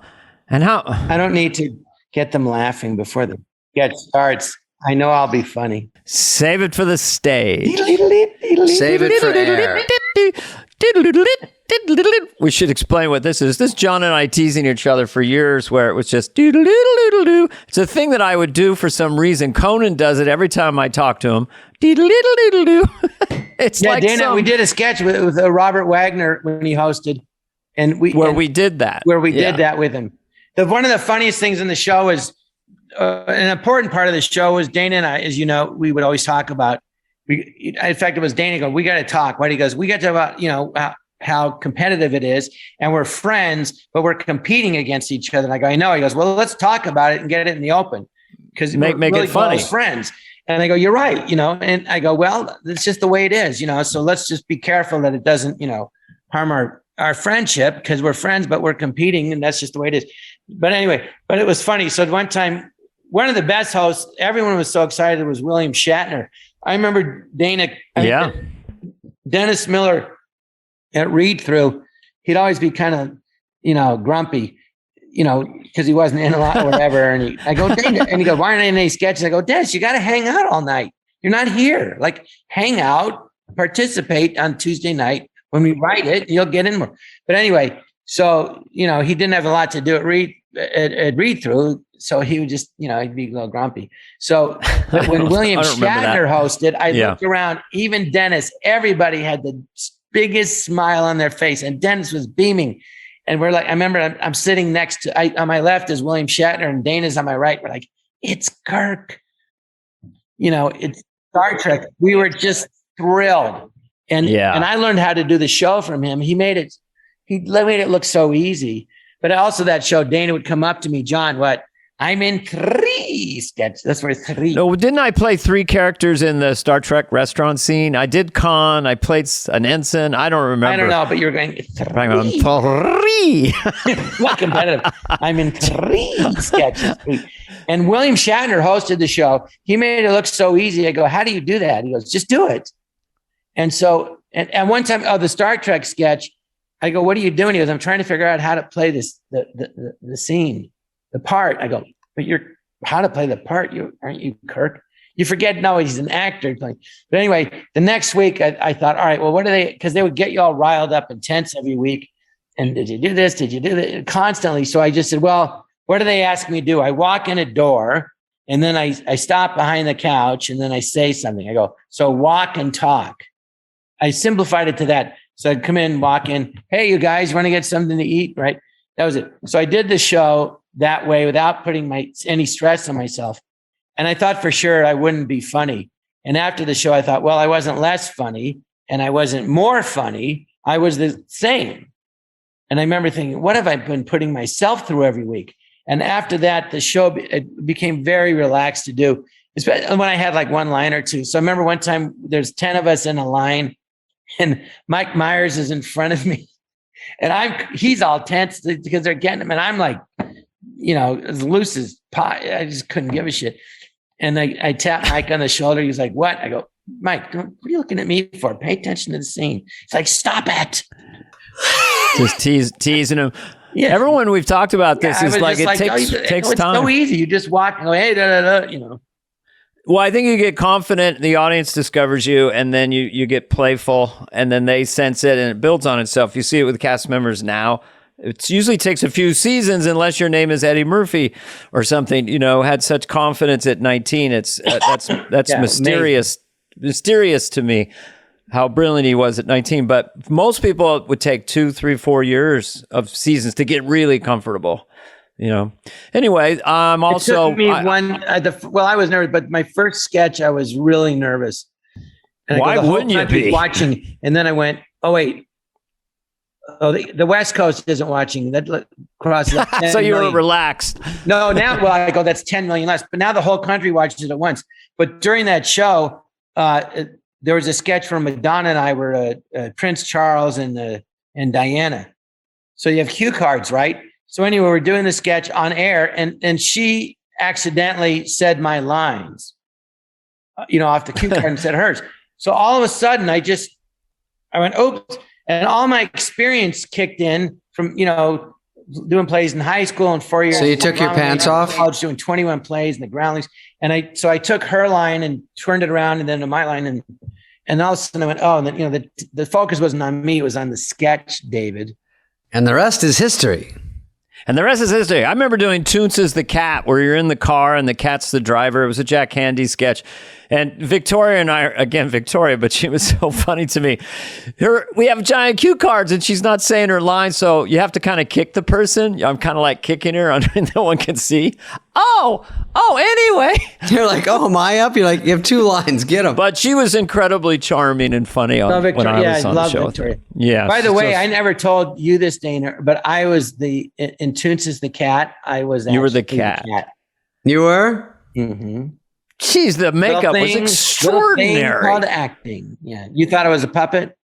All right, boy. Got it. Look at where the time's gone. I just wanted to give you a chance to, John became a stand-up maybe 20 years ago now, 18 years ago. So Jon Lovitz plays all over the country, and he's out there doing stand-up. He's a great stand-up. Very funny, obviously.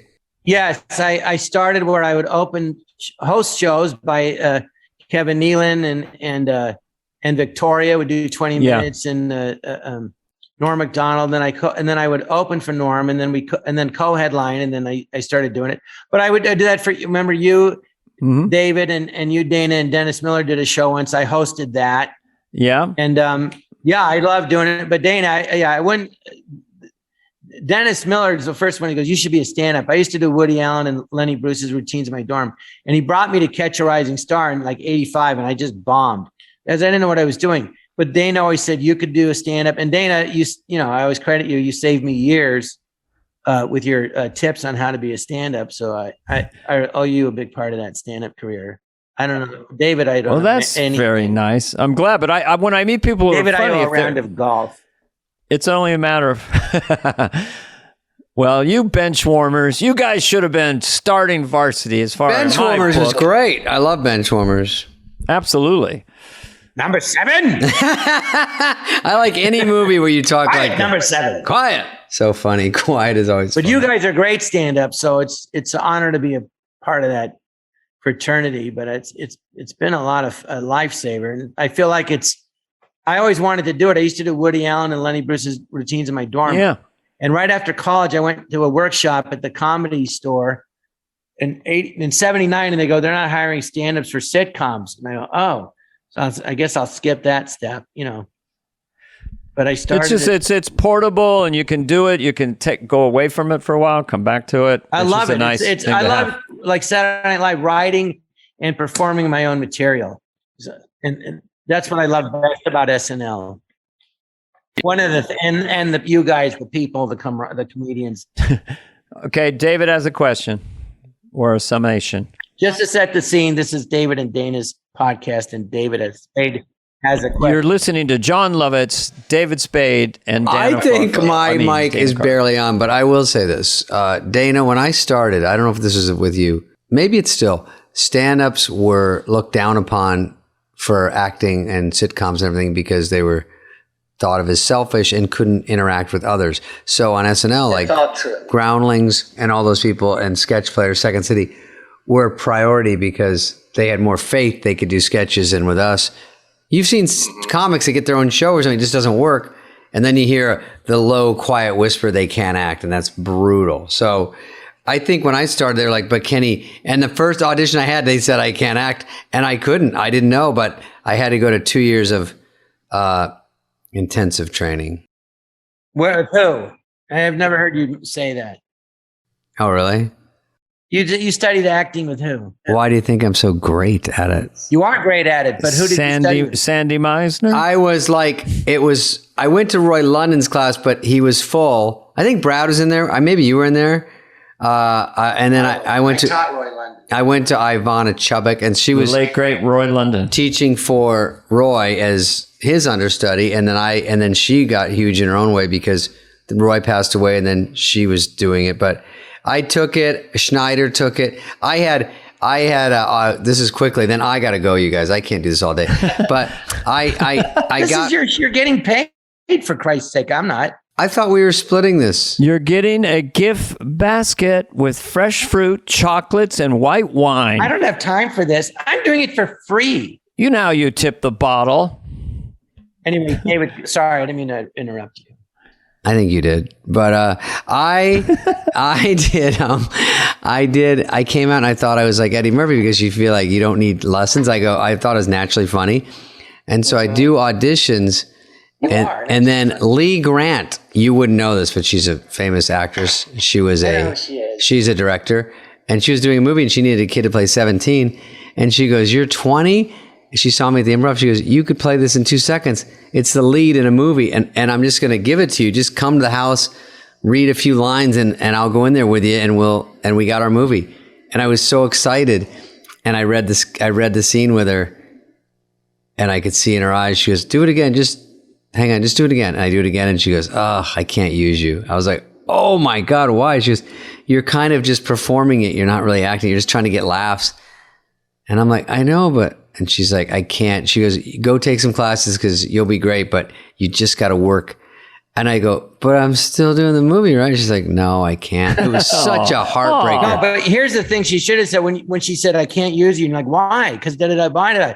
She goes, "Okay, you know the way you're talking to me right now?" You go, "Yeah." He goes, "Read it like that. Don't perform. Read it like you just talked to me right now." That's what she should have said. And then you would have read it like that. She goes, "Okay." I know. She didn't want to take time. So anyway. No, that took 2 seconds. Doing stand-up is, I remember someone said that they said Jerry Seinfeld said it's a dialogue. It's not a monologue. Like people learn it like a monologue, like an actor in the beginning. And I thought, yeah, isn't that what you do? And he's like, no. And they said, no. He said it's a dialogue between you and the audience. And I thought, how could it be a dialogue? I'm the only one talking. And then I realized, oh, because it's like I'm talking to you guys now, and you're listening, going, it's that. So I go, instead of you're talking to audience, you're talking to one guy, and whatever you react. It's not that complicated. People do it all the time. It's just practice. Anyway, John, you've been a pleasure. I think, David, you're a very good actor, by the way, especially in The Wrong Missy. Oh, yeah. Were you in The Wrong Missy or no? No, I was supposed to be, but you cast someone else. Oh. You were supposed to be in Just Shoot Me, remember? Yeah, another thing. Bad Boys, Just Shoot Me. Home Alone. We all should have done stuff. Oh, yeah, Home Alone, too. Shit. Well, maybe. They wanted to meet with me really bad, and I go, oh, it's a kid's movie. I don't want to be second fiddle to some kid. And it begins the biggest comedy in the history of motion pictures. So then I said, I'll meet on the second one. And they go, no, the director, Chris Columbus, says, no, you wouldn't meet on the first one, so he won't meet you now. I go, did I hurt his movie? Well, in fairness, a movie about a 10-year-old, you just don't know if it's going to be funny. You just don't know. The script was funny, but I didn't think I could play the part because it was very reactive. And of a doofus? I'm not good at like... And that was Daniel Stern and Joe Pesci? Or they were the second one? Daniel Stern part. I'm not good at like making faces. And I have faith you could play it too big. I don't know what to do. I mean, I just did it now, but... Well, it's a cartoon, basically, kind of. Oh, there he is. All right. Bye.